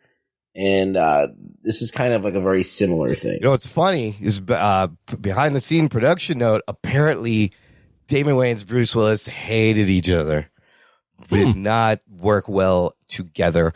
The whole set was kind of full of alpha males. Joe Silver also running on doing crazy shit. Well, you can tell there are some scenes that they're in together that you can tell they ADR'd because they're moving their lips, but what they're saying is not what's being said on screen. And I thought Damon Wayans did a good job of keeping up with Bruce Willis. Clearly he's not the greatest actor, but it worked. I think that's the weakest point in the movie, but he still was funny enough to be pleasant to watch. I agree. I think Damon is okay, but you can clearly tell like there's levels to this, and Bruce Willis. I think that's why. In terms of buddy cop films, I think this is great. Don't get me wrong, but I think like you look at like 48 Hours and you look at like Lethal Weapon, and you look at like later on like Rush Hour. You had like two actors that were on the same level, and this one you can clearly tell like Bruce Willis is like a next level star, and Damon Wayans is just not there. Damon Wayans is trying to keep up with him, right? He's really trying to keep up with him. like Bruce Willis is like a fully like he's just an amazing star, a fully realized human being. Whereas Damon Wayans, you're right, is just hanging. He's just trying to hang on to him. He's like, okay, I'll try to. Yeah, I got to take it. To his credit, he keeps up pretty good. I kind of bought his big emotional moment, but I was trying to chuckle a little bit because I'm like, come on, Damon Wayans. Milo, the bad guy, also pretty good. Like, you think he's dead, he comes back, unkillable, pops up out of nowhere, and I thought that guy did a good job playing him. Yeah, he survived that car crash into the pool. Oh, let's talk about that. That was a hilarious scene. Both of these cars, first of all, both of these cars go off the hill, and they are careening down. And he does say put on a seatbelt, right? Joe's car slams into a tree. Everybody's fine. It slams into a tree and like nobody flies barely out. A dent. Like they immediately look at each other like, let's get out of the car. Okay, nothing happens. The other car, just like in Commando, exactly like Commando. The bad guy's car. You see Milo jump out. Right, real quick. It bounces off a house and just perfectly upside down drops right into the pool, perfectly center, and then explodes. Of course, it has to explode. Well, I like that whole scene where at that point, and then the Damon Wayans' character Jimmy Dix is like, "Is he dead?" And then he just Bruce Willis shoots into the fucking pool. He's like, "Now he is." I don't know. He is now. And he's like, "Hey, I'm a cop. I need your keys." And the guy's like, "No." He's like, "I need your keys." Like, "No." He's like, "I'll kill the girl." Yeah, he's like, he points the gun at his daughter. And she's like, "Daddy." I'm like, "Oh my God, he's just threatening to shoot his own daughter. What the fuck is going on here?" And then when you find out that Milo's living, calls them. Yeah. Joe Hallebeck picks up the phone, and then he hears it's Milo. He's like, "Are you talking to me underwater?" I was at the bottom of the pool there. Oh yeah, are you talking to me at the bottom of the pool? It's like, this is great. It's so this good. Is There's fucking so awesome. many great lines. You know, the football scenes in the beginning kind of reminded me a little bit of some of Chris Nolan Batman. A little bit. Anybody get that? Like, it reminded you of that? Well, just like the opening reminded me of like the Dark Knight opening, where it's just like this crazy event that happens. But then the Dark Knight Rises football scenes reminded me of like how this was shot a little bit. Like, I think Chris Nolan must be a fan of this movie. I got more. Any Given Sunday. There was actually Any Given Sunday. Absolutely, I was thinking about that too. Any Given Sunday was more heavily influenced by those short football scenes. Yeah, that's the other one. I remember I was watching the scene and I'm like, I gotta pull up Wikipedia real quick. Is that fucking Billy Blanks? Fucking Billy. It is yes. fucking Billy and Blanks. Dick Buttkiss. Yo, who doesn't love Dick Buttkiss and anything? The opening credits are also weird. How it's like a Friday Night Football show, and they're showing the actual credits of people who worked on the movie in the. Like, it's the credits of is that the actual song they used to play for football? Is that that's a riff on? So it's a riff on Monday Night Football. That is. Yeah, but they're the guys singing Friday Night Football. Yeah, it's an original song, but they did that perfectly. Like, they nailed that whole Monday Night Football look. I mean, the amount of this is like peak late '80s, early '90s, where Joel Silver is competing against Bruckheimer and Simpson, and they're like. They've got to be having their separate crews, and they're all just doing a bunch of cocaine, and they're all like, "What can we throw in this movie to make it even more ridiculous? We will have one of the protagonists be a football player. We haven't done that yet. There's never been a buddy cop with a football player. No, we haven't done it with a football player. I have some other interesting information about the original script. This movie already was infamous before it came out because there was a bidding war for their script. Giffen Film pays $1.75 million. Jesus. For the script. Big payday for Shane Black. It was like, for a script, that's a lot. Yes, that was a record-setting price. And like you said, yes, he wrote it after the end of a relationship. Now, it was originally called Die Hard, which Die Hard was going to be called Nothing Lasts Forever. So the producer, Joel Silver, wanted him to make a follow-up to Die Hard, except in the original script, he is saving his wife, right? And Bruce Willis comes to get him and goes, look, I saved my wife at Die Hard. I'm saving her again. So then he goes and he minimizes the wife, adds a big ending. He has said he has never had to rewrite a script more than this script ever because of all the interference. So the first cut, apparently borderline unwatchable. It was an NC-17 rated thing. They hired and fired so many editors to fucking chop this thing together, which is why you see a lot of quick edits when people get shot in the head to cut back on that rating. But this movie is It didn't do well in the theater. It did become kind of a cult hit on VHS on rental. When I saw it in the theater, I liked it. Yeah, I remember watching this on videotape. Somebody telling me, "Have you seen this?" And then we just wore that tape out. It's great. And it did. If we ever do it, I almost wish it was made in the 80s, but if we ever did a 90s tournament, this would be This is definitely up there.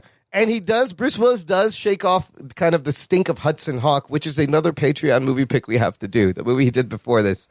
That has been requested. So that's going to be interesting to see. Let me just read Roger Ebert. Here's his last paragraph of his 1991 review of this movie. He says, The Last Boy Scout is a superb example of what it is. A glossy, skillful, cynical, smart, utterly corrupt, and vilely misogynistic action thriller. He gave it 3 stars.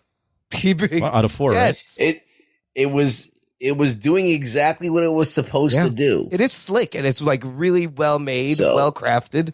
It's well shot. You have a great actor. You have a writer that's able to do what he wants to do, and you have a producer that fueled it with all the cocaine money in the world. What else do you want? No, it's like perfect. It's, even though like the production sounds like it was a fucking nightmare, somehow they put something together that How just did this works. movie escape you, Anthony? I don't know. That's the thing. I'm like, I don't when know. On paper, it's got sports. Mm-hmm. It's got, Bruce Willis that you love from Die Hard and, in that type of movie. It's got Over the Shane top Black. action. And it's got, you love Predator. You love all the Shane Black shit. So it's got all that. And you got Tony Scott on top of that. So I think I got really into either the 80s, 90s franchises or if it was like Jean-Claude Van Damme. So this one I just missed. For whatever reason, I missed this. I don't know if it was playing a lot on TV, like back when I was growing up. Like the movies that would play a lot would be like your Lethal Weapons, your Die Hards, your Beverly Hills Cop. Because the thing is, I feel like Lethal Weapon is a little bit more, it feels like a more mature film or something. Mm-hmm. I don't know. Am I right about that? I would agree with that. I would say Lethal Weapon has a little bit more. It also has an edge, but this is more sophomoric. It's like more like right. It's definitely everyone's aware of what they're in this one. Yeah. Everyone's aware that everyone is sophomore. Everyone's aware that like kind of the joke, right? This is something that you would watch in high school and think was cool. Absolutely. Yeah. Absolutely. So I mean that ending is so. I mean. The guy on the guy, I can't get over Damon Wayans being on a horse and throwing a football. Amazing. Oh my God, he saves his life. I mean, he has to have thrown that football. So far? How many yards is that? How many feet is that? That's far. Right. It's very, very far. I mean, I just love that with a hand that he just got shot a bullet through. Like I love every character. The mom, the daughter, everyone is a fucking flawed asshole character. Really, I love that. Like that. So you don't get that a lot anymore. But you don't need that. See, the thing is, like people are like when you're watching a superhero film or something like Spider-Man that's very pure and like, a moral compass and, kind of teaches, it has all these allegories for how, how to live your life and whatever, how to overcome things. This is not that movie. This is not that type of thing. This is a extension of the writer. This is Shane Black is angry. Yeah. He's fucking bitter. written a ton of these fucking movies. He knows these movies inside and out. He's like, I'm going to fuck with this shit. And Joel Silver's like snorting a mountain of coke going, I'll do whatever you want. Whatever you want. I'll get you horses. You want horses? You want horse? I'll give you a Halle Berry in a cowboy suit. We'll give you anything you want. This is a movie that you throw on when you just want to, you want to have a good time. You don't want to think about anything. You just want to eat some pizza. Let's see have some cool Coke, shit. Beer, and see some cool Let's just shit. watch some cool scenes. Just laugh at the lines. Laugh at Bruce Willis chain smoking. Yeah, the one-liners are fucking great. Like being mean to his wife. Oh, he's so mean to her. Yeah, he's just. But she is cheating on him. She was fucking cheating on him. I just like how he figured out. Like he walks in and she's trying to play off at this. She wasn't just fucking somebody like 2 seconds before he walked in the door. She's like trying to like act. He figures it out too, like a detective, right? He's like, I'm a detective. Does some Batman shit. He totally does some Batman shit. He's on top of it. Great.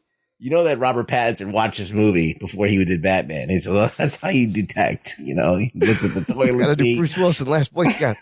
Toilet seat's up. He's not underneath. The shower's on. Something's going on. Yeah. I'm looking up some of the lines just to remember them. One of the funnier ones, or one of the good ones, was that interaction between him and Milo when they first meet. Milo's like, "Can we do a formal introduction here?" And Bruce goes, "Who gives a fuck? You're the bad guy, I love right?" how it's self-aware. It's just like, you're the bad guy He's in like, the "I movie. am the bad guy." And he's like, "Am I supposed to be trembling with fear or something like that?" And he's like, "Something like that." He's like, "Fine, I'll start trembling in a minute." It's so good. Like, he's so cool. Yeah. He's like, you're the best. It is. He's always like, he has a who gives a fuck attitude, and it's so perfect. I love in the beginning when Mike's like, what are you doing? I'm going to need you to do some things. He's like, I'm smoking cigarettes. He's like, well, can you reschedule? He goes, I don't know. These are pretty good cigarettes. So good. Just lots. I mean, the one-liners are still fucking solid. I mean, they're just as good as Predator. I mean, they're just as good as Commandos. They're just like, it's par for the course, but it's just done with a little bit more edge because you're in the hands of a great director. Tony Scott's like, I wouldn't say great, but a very accomplished director. Like, he knows what he's doing.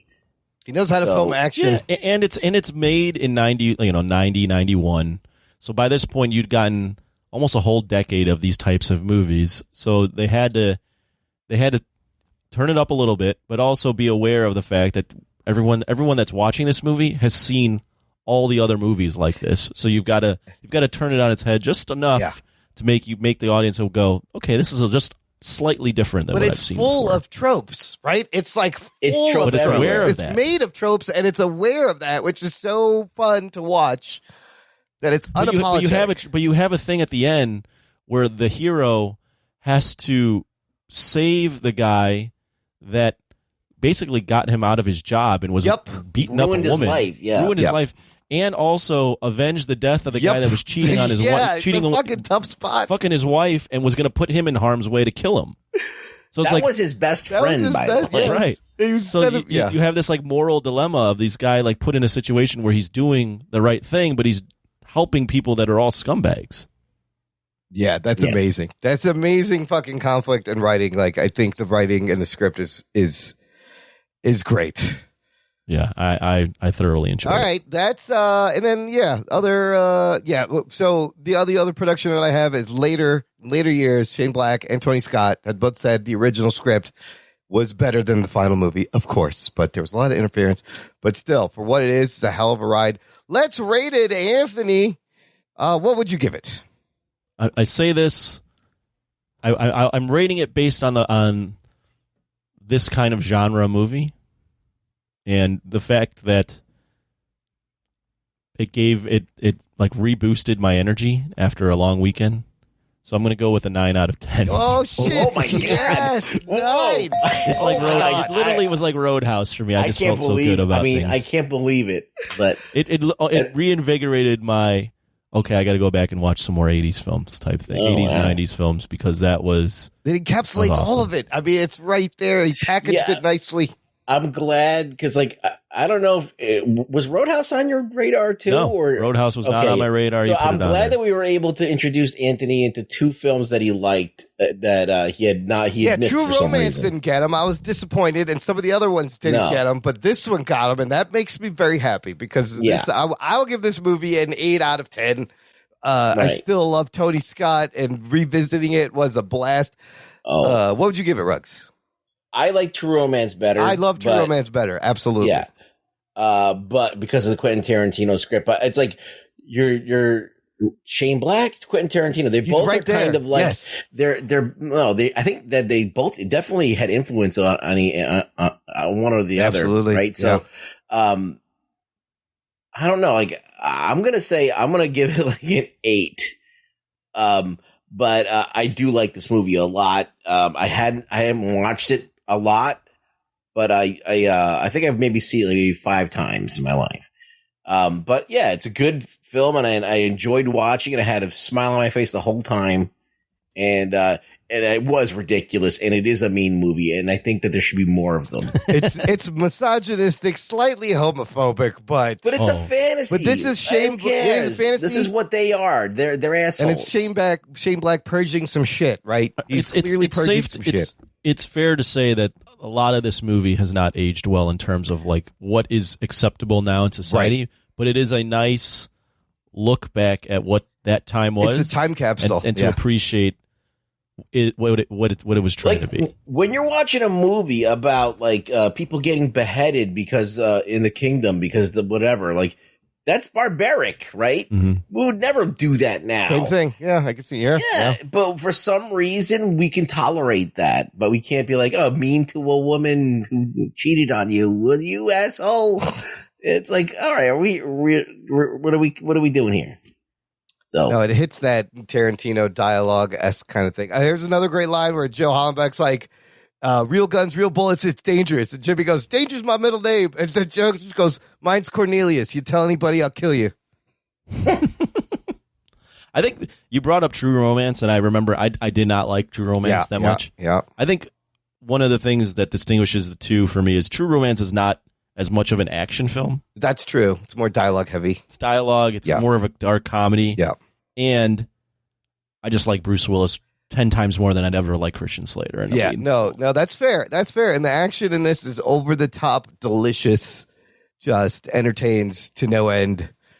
So, yeah. All right. Good stuff. Thank you, Ron Hans, for your patronage and picking this movie. You picked some good movies. We're not going to do News from the Nation this week. There's two reasons. One is sometimes you have to not have something to appreciate how much you like it. And my butthole's dry. And Rug Boys, the second reason, Rug Boys' butthole is dry, so we don't have a fart lined up. Third reason is we're going to get into what are we watching. You just heard, Anthony, you mentioned you were in Vegas. I need to hear about what you were watching in Vegas. I was in Vegas this past weekend. I was out there for I don't know if it's going to be an every year thing, but it was definitely the first, what is called Lovers and Friends concert. Oh, it sounds lovely. Fan of Usher, Lil Jon, and Ludacris. That's one of their hit songs from the early 2000s, but it was a throwback 90s, 2000s R&B hip-hop concert with all of those artists from that generation performing in a day, and it was amazing. For the listener, here's a couple of names. Lauryn Hill, TLC, Nelly, Neo, Timbaland with Snoop Dogg, T-Pain, Too Short, Ja Rule and Ashanti, Usher, Ludacris, Lil Jon were there, Escape, Jodeci, I listened to in fucking high school. A 60-year-old Keith Sweat, as Anthony tells me. I didn't even know he was still singing. Warren G, just the Yin Yang Twins, the Genuine. This is Mace, Lil Kim. Wow, Juvenile. This sounds like fun. The list goes on and on. Go ahead. No, who was like the biggest nostalgia hit? The song that came on that you were like, oh this is my jam. Nostalgia, man. Here's the thing: it's imagine going to a festival, or imagine going to see live music for 10 to 11 hours, and literally, you know the lyrics to 90% of the songs. Oh shit, were you singing? And everyone else knows the lyrics. Oh to my all those God. songs, and the songs are 20 to 30 years old. Yeah, everybody's singing along. That was that vibe and it was like a weird, you had a mix of people that grew up in the 80s, early 90s, so you had like a millennial generation, but then you had the people also like a little older. I don't know if that's another generation, because like Keith Sweat, Jodeci, 112. They're a little bit older. They're all 90s. Yep, so you had to have grown up in you'd have to have been born in the late 70s or early 80s to really appreciate them. So it was like an older crowd. As far as like a song that literally, there was multiple times where a song would play and I'd be like, I'd get goosebumps. I'd be like, I have not heard this song in so long. One of the songs that was that I thought of right when you asked that was 112. I don't know if you've heard 112 Cupid. Maybe. But that's a banger old, that's an old love song. Oh man. But next doing Grindin', that's a fucking wifey. If you don't, I don't know if you remember these songs, but if you play them, you'll be like, oh my God, that those one. songs. SWV was there. I totally remember SWV. I didn't see SWV, but yeah, what is that? Their song? Their big hit was Weak. Oh, Can't I get explain weak in why the your love knees. makes me weak. Yep, that one. Yeah. I'm so into you. That was another great SW song. I'm so into but you. it was literally like, hold on, and then SWV had the song Right Here with the Human Nature Michael Jackson sample. That song is amazing. I didn't see them. Oh my God, look up that song. That's a great because I know that song, but I did not see them.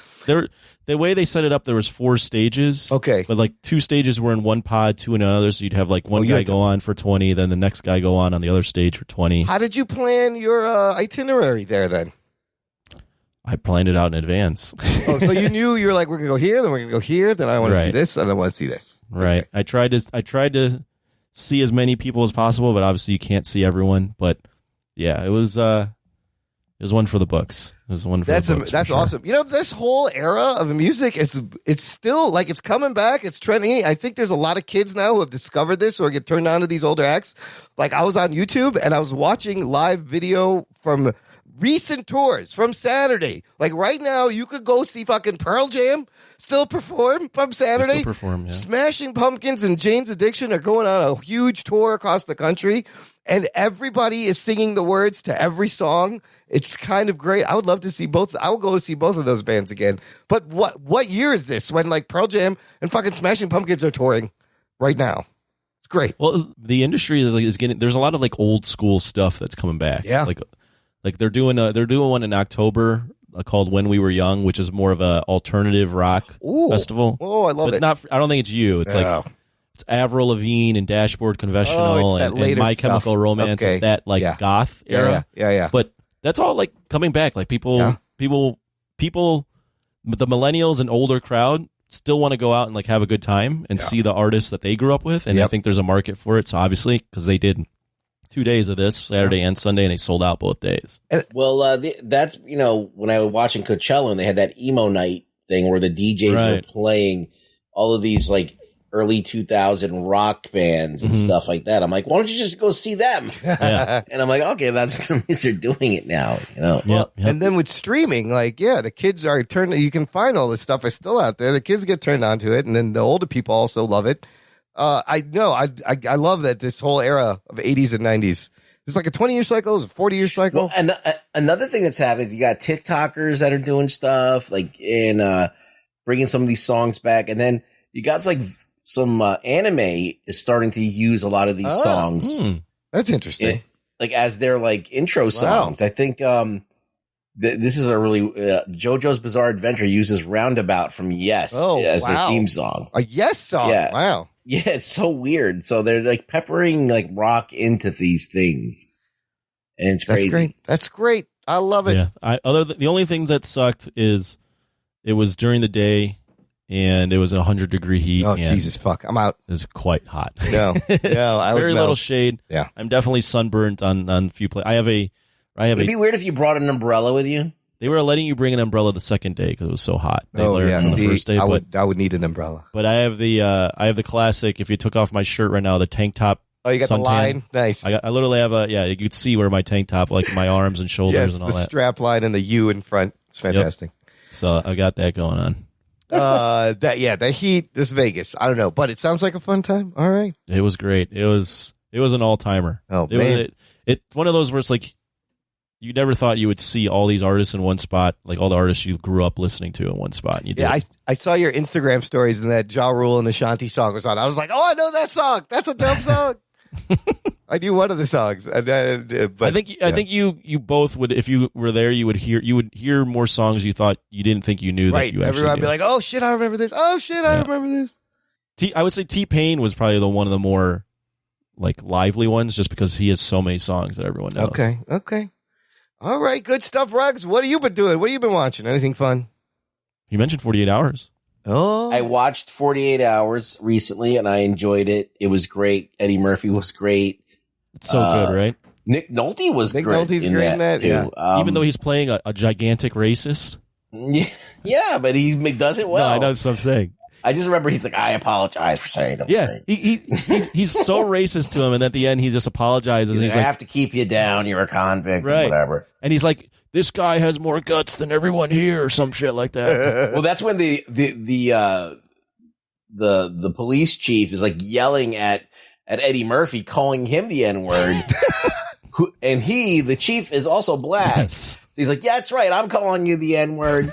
And it was just very strange, but like I was like, oh wow, like, but I remember growing up at that time and not thinking anything of it because it was so common, like it was like anytime there was a show that had a black character, there would always be that word would be brought up, even on like regular TV. Yeah. So I wasn't shocking or anything like that. But I was like, oh, now in today's context, I'm like, oh, this is, you can't have Nick Nolte saying this thing, whatever. He calls him watermelon throughout the entire movie.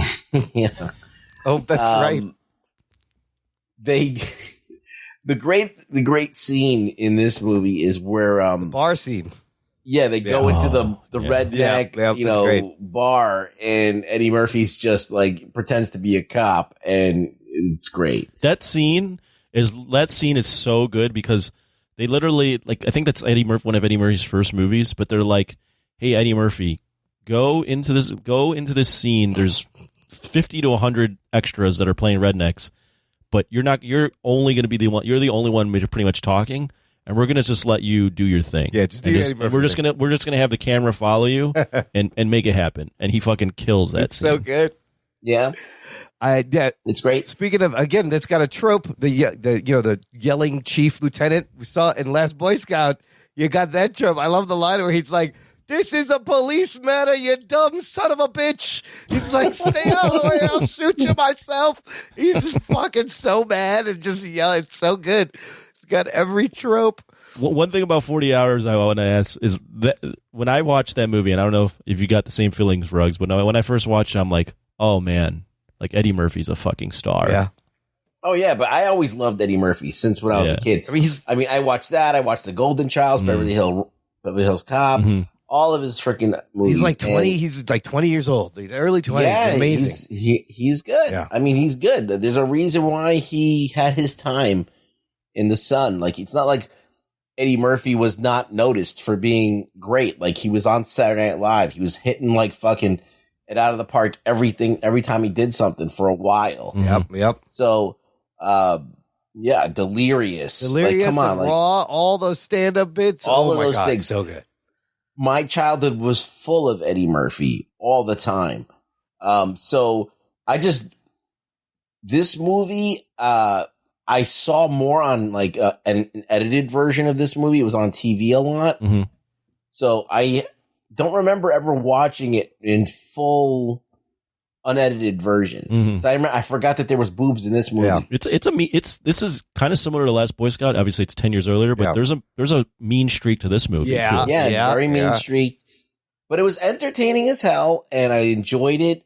And I thought like the bad guy was kind of crazy. He thinks he's invincible, constantly blowing people away. Everyone, don't go into a doorway. Oh, he'll pull you out of there. He'll blow your fucking ass off. Oh my God. There's like the subway chase and there's all that stuff. It's like, I thought it was very, very good. I was very pleasantly surprised by how much I liked it. You have James Raymar and Sonny Landham playing the villains. Like, what more can you want? It's one of the great buddy cop movies, up there of the genre. It starts the whole thing. It's before the Lethal Weapon. I don't remember another 48 Hours being that great, but I'll give it another spin. I've never actually seen another 48 Hours in its entirety, but I've heard it's not good, but I would also probably at some point watch it. Back then, the sequels. I'm tempted to watch Beverly Hills Cop again, but you should. It's fucking good. Yeah, I ain't falling for no banana on my tailpipe. What else have you been watching, Ruggs? Anything else of note? I watched the first episode of The Pentaveret. Yeah, this is Mike Myers Netflix. Heard it's not good. I heard it's not good also, where he plays a bunch of people. Mike Myers, I guess, wrote and he's behind this whole thing. He's playing like every character in it. But basically, The Pentaveret is like this secret society of like 6 people, and they're all played by Mike Myers. And the story starts about there's a reporter that works in Canadian television who's getting fired from his job, but they'll give him one more chance if you can come up with a really good story. And so it follows that this reporter trying to find out about this Pentaveret, while at the same time, Keegan-Michael Key is the first black member of the Pentaveret. And he's like, we're giving you, like, you're the first one, and you're going to be like, part of this secret society. And he doesn't want to be there. and he's seeing all kinds of weird shit. I thought it, like, I didn't think it was great, but I thought I was going to last 2 minutes, and I ended up watching the whole episode. Did you laugh out loud? Was there some... There was a couple things that I thought were pretty fucking funny. But like, is he back or no? I don't know. Like, I can't judge it on the one episode that I watched, but I just was like, okay, I'm going to put this on and probably shut it off. There were some funny jokes, and I was like, oh, okay. And Keegan-Michael Key was funny, and I was like, all right, I might watch another one or see, because I used to love Mike Myers. I was really curious. It's 6 episodes, and I heard it wasn't great. I'm hit or miss with him, so I don't know if I'm going to like the next 2 episodes. Would you? So I might have to just check out the first episode. I can't recommend it. Can't recommend it. Oh, shit. This idea, actually, he came up with from So I Married an Ex-Murderer. That's where the Pentaveret idea was first mentioned in that movie. And I guess he's been thinking about this for years and finally makes a movie about this. Mike Myers is such an interesting actor comedian because he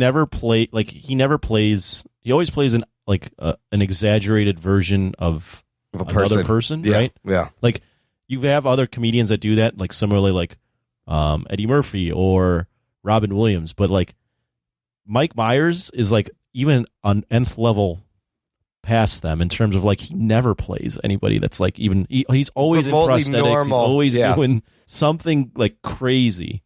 So yeah, I love like I love like the Austin Powers movies are great. Those are great. But then like I'm also kind of hit or miss on well, Mike he's Myers. made some clunkers like the Love Guru.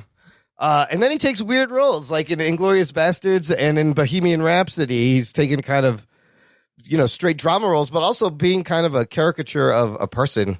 Well, I mean, he has like 2 of the most like pop culture roles ever. He played Austin Powers and he was in Wayne's World. And then he's Shrek too. So you got Shrek, right. Big. Shrek was huge for him. Yeah, and he's a Wayne's World guy. And that's really kind of. What about the Cat in the Hat? Oh God, that movie is scary. That's a fucking disturbing looking movie. Austin Powers 4 apparently announced. I don't know. That's Austin Powers 4 is like Lethal Weapon 4 or Lethal Weapon 5, Beverly Hills Cop 4, where it's like this has been in production for so forever. long. It's never going to go. No one knows it's going to happen or not. It's probably not going to happen, but he could surprise you. And of course, let's not forget his great stint with Kanye West live on TV, trying to recover from George Bush hates black people. And then he's just standing there. And then he just has to continue. That was amazing. It's a great Mike Myers moment. What they got, if they do an Austin Powers 4, you've got to set it, obviously now, but you have to like really up the wokeness and him being so fish out of water in the wokeness. Well, the Super Bowl bit they did was kind of worked with Dr. Evil and, seeing them now, and they had some of that kind of stuff happening. But yeah, that was were you an Austin Powers guy, Ruggs? Yeah, you liked them? I liked the first one a lot, and the second one was pretty funny. I didn't, I like it, but I think that around the third one, I kind of was like, okay. But like the first one, I remember the first one I loved because it was like the first time you saw something like that, it's like lightning in a bottle, and you're like, oh wow, this is great. And the second one, they get what was her name? Heather Graham. Oh yeah, and she was in her prime, and Liz Hurley. You had Elizabeth Hurley in her prime, and I was just like, okay, this is great. Like it's got comedy, it's got eye candy, it's got it all, and I enjoyed them. And then they started to wear thin even on the second one. So then by the time they got to the third one with the gold member, I was like, all right, I'm kind of like, I like gold. I love gold. Walking the Blitz. But I mean, even that one has some fun stuff in it. Is that too. Beyonce? Then they get Beyonce, right? Yeah. Wayne's World 2 wasn't really that good either. I don't remember that being the best. I don't even remember ever watching it, but I know I saw it at least twice. I can't remember it. The first one's the one that stands out. He was doing the Wayne's World thing even before Austin right? Powers. Wasn't he on Saturday Night Live? Yeah, he was doing that on Saturday Night Live. Yeah. I just remember Austin Powers, the first one, like it not being. I saw the trailer and I was like, I don't want to see this at all. I was a kid, obviously, and one of my friends as a kid was like, we should watch this. So I watched it. I was like, oh, this is fucking funny. Yeah. And then part 2 and 3, I just remember like those being gigantic moments in terms of comedy and like watching in a packed theater. Like both of those movies, I watched them in a packed theater as a kid, and like it was rollicking good time for both of those. And then everybody's going, Oh yeah, they were hilarious. everybody's going, get in my belly, baby. I mean the lines from those movies like are still said. I want $1 million. Yes, it's iconic. I mean, these are iconic lines. And you're right. Nobody had done like a James Bond spoof up until this point. That's all it was. And it was fucking brilliant. Long in a blintz, crip in a pancake. It's so good. So good. All right. Anything else, Ruggs? Have you been watching the Halo TV show? I have been watching the Halo. So, Ann, what do you think? I really dig this show now. 6, 7, 8 episodes. There's one more left. I think it's not the show that I wanted, but I'm happy with it anyway because it seems like it's interesting at least, and it's sci-fi, but it's not the same kind of sci-fi that you're used to watching, like Star Trek or some bullshit. It's kind of like, all right, you have these two opposing forces, and they spread it out to other areas, and you get to see world building happening. So I'm into it. I'm watching it. They did an episode where the character that I hated the most, Quan, that was the most annoying, yes. And we followed her story for a little bit, and I was like, I'm back in now. The action was good. Her and Bokeem Woodbine actually have good chemistry, and like that was great fucking action scene. Here, Bokeem Woodbine or Dave Chappelle? I don't know which one is which. I think one is the stand-in for the other. It could be either one. They got to be in a movie together. They should, like a twin. They should call it Bald Eagles. It should be like an 80s spoof, like action movie. Yeah. Two twin brothers. They're fraternal twins, but they look a lot alike for some reason. It's the Jean-Claude Van Damme movie with real, actually two different actors that just look alike. People are supposed to be the same person. He's like, they're always arguing about it. Who's the funny one and who's the more badass one? He's like, I'm the funny one. I'm the funny one. Okay, quick spoilers. Spoiler alert. They do one thing in the show that I don't think has ever been done on the game, and then that is Master Chief gets fucking laid.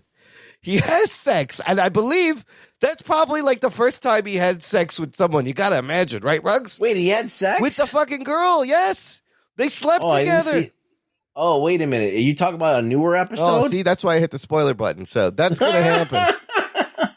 Yes. He gets laid by the girl, and then that episode actually has a crazy fight scene at the end. That's great. That's episode 7. There's one more left. So I'm kind of excited for the finale. Well, you ruined this episode, but that's okay. I'm behind, so it's all right. I'm going to ruin another thing. Go ahead. And what I checked out, and I kind of dig, is there's a new Star Trek TV show on Paramount Plus. It's actually Paramount Plus has all the Star Trek shows. This one, have you heard about this one, Ruggs? Strange New Worlds. Yeah, this is a prequel. It is. It takes 10 years. It's on the Enterprise. Takes place 10 years before the original show. Here's the thing. It features cast members and storylines from Star Trek Discovery, which I didn't watch, right? But this show is a return to classic, like, episodic Star Trek stories. There's very much like the original series and Star Trek Next Generation, where they're like one and done enclosed episodes. There's an overarching thing, but every week there's like another mission they got to go on. The lead in this is Anson Mount as Captain Pike, who's at Black Bolt. as Blackagar Boltagon. He's actually really good as this Captain Pike. You have Rebecca Romaine as his number 1. Also, there is a young Spock and a young early cadet Uhura on the show, and Kirk's brother, Samuel Kirk, character is on the show. You know what? It's not bad. It's great for like a casual Star Trek fan that I didn't watch Discovery and all the things that came before that are all tied together, but you can jump into this and enjoy it. I kind of liked Discovery when it was on. I didn't love it. It was just like, okay, it's entertaining, and they definitely were doing something different with that show, and it was a little bit more action oriented, and it was, but for some reason it felt like it was in the wrong context. Okay. Right. Discovery felt too futuristic to be way ahead of Enterprise. Right. Captain Pike is in that show, right? Yeah. So, yeah. So anyway, I just thought it was It didn't feel like it was like it didn't feel like a prequel. Right. So if this one feels like a prequel, like you're saying it does, like it feels like it fits in before It's 10 years original before, and they got fucking Spock. There's a dude playing Spock. But do you think that are you buying it? Does it feel like Star Trek? Yeah, it absolutely feels I might like check it the out. episodic Star. I will. Okay, here's the spoilers. Spoiler I alert. have to mention this one thing they do in the first episode, though. There's a fucking heavy-handed moment. It's kind of weird, takes you out of it. So basically, the situation is they found this alien species that has the warp drive, and they're going to make it a weapon. They're going to end up destroying each other. So Captain Pike goes down there, and he basically goes, hey, cut this shit out because we went through this on Earth. It's not going to end well. And on the screen playing, as an example of this, is the fucking January 6th insurrection that he's showing them. And he goes, this happened. Everything fell apart. It crumbled. We killed ourselves because we couldn't handle it. Don't let the same thing happen to you. And I was like, oh, wow. Oh, you went there, right?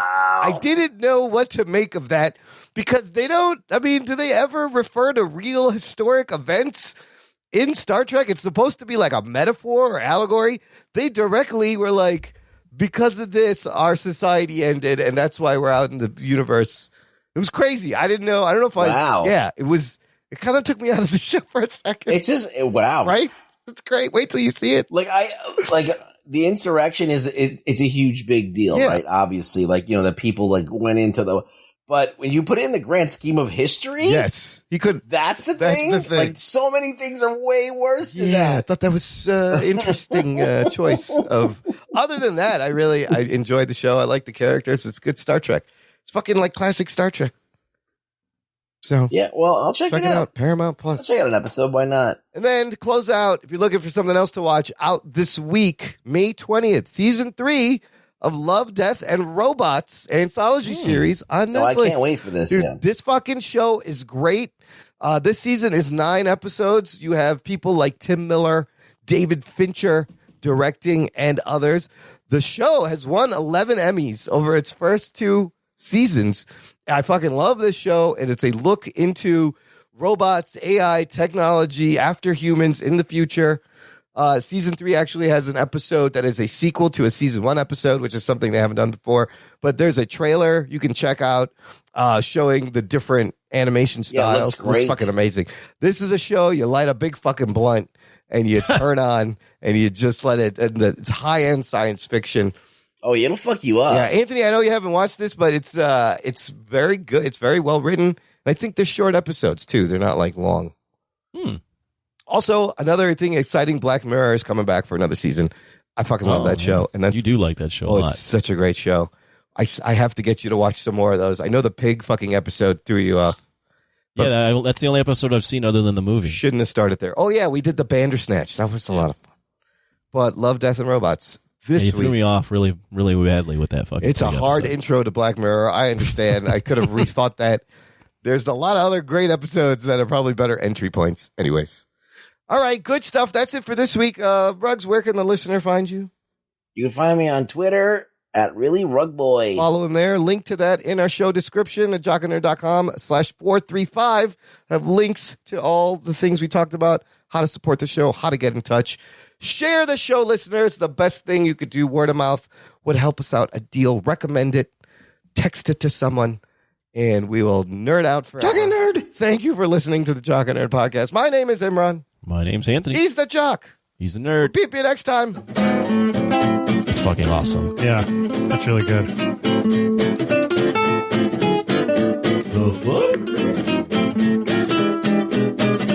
I really don't give a shit. I really don't give a shit. I stick it up my asshole. There you go. Whoa. Oh, Jock and Nerd. Let the cartoon begin.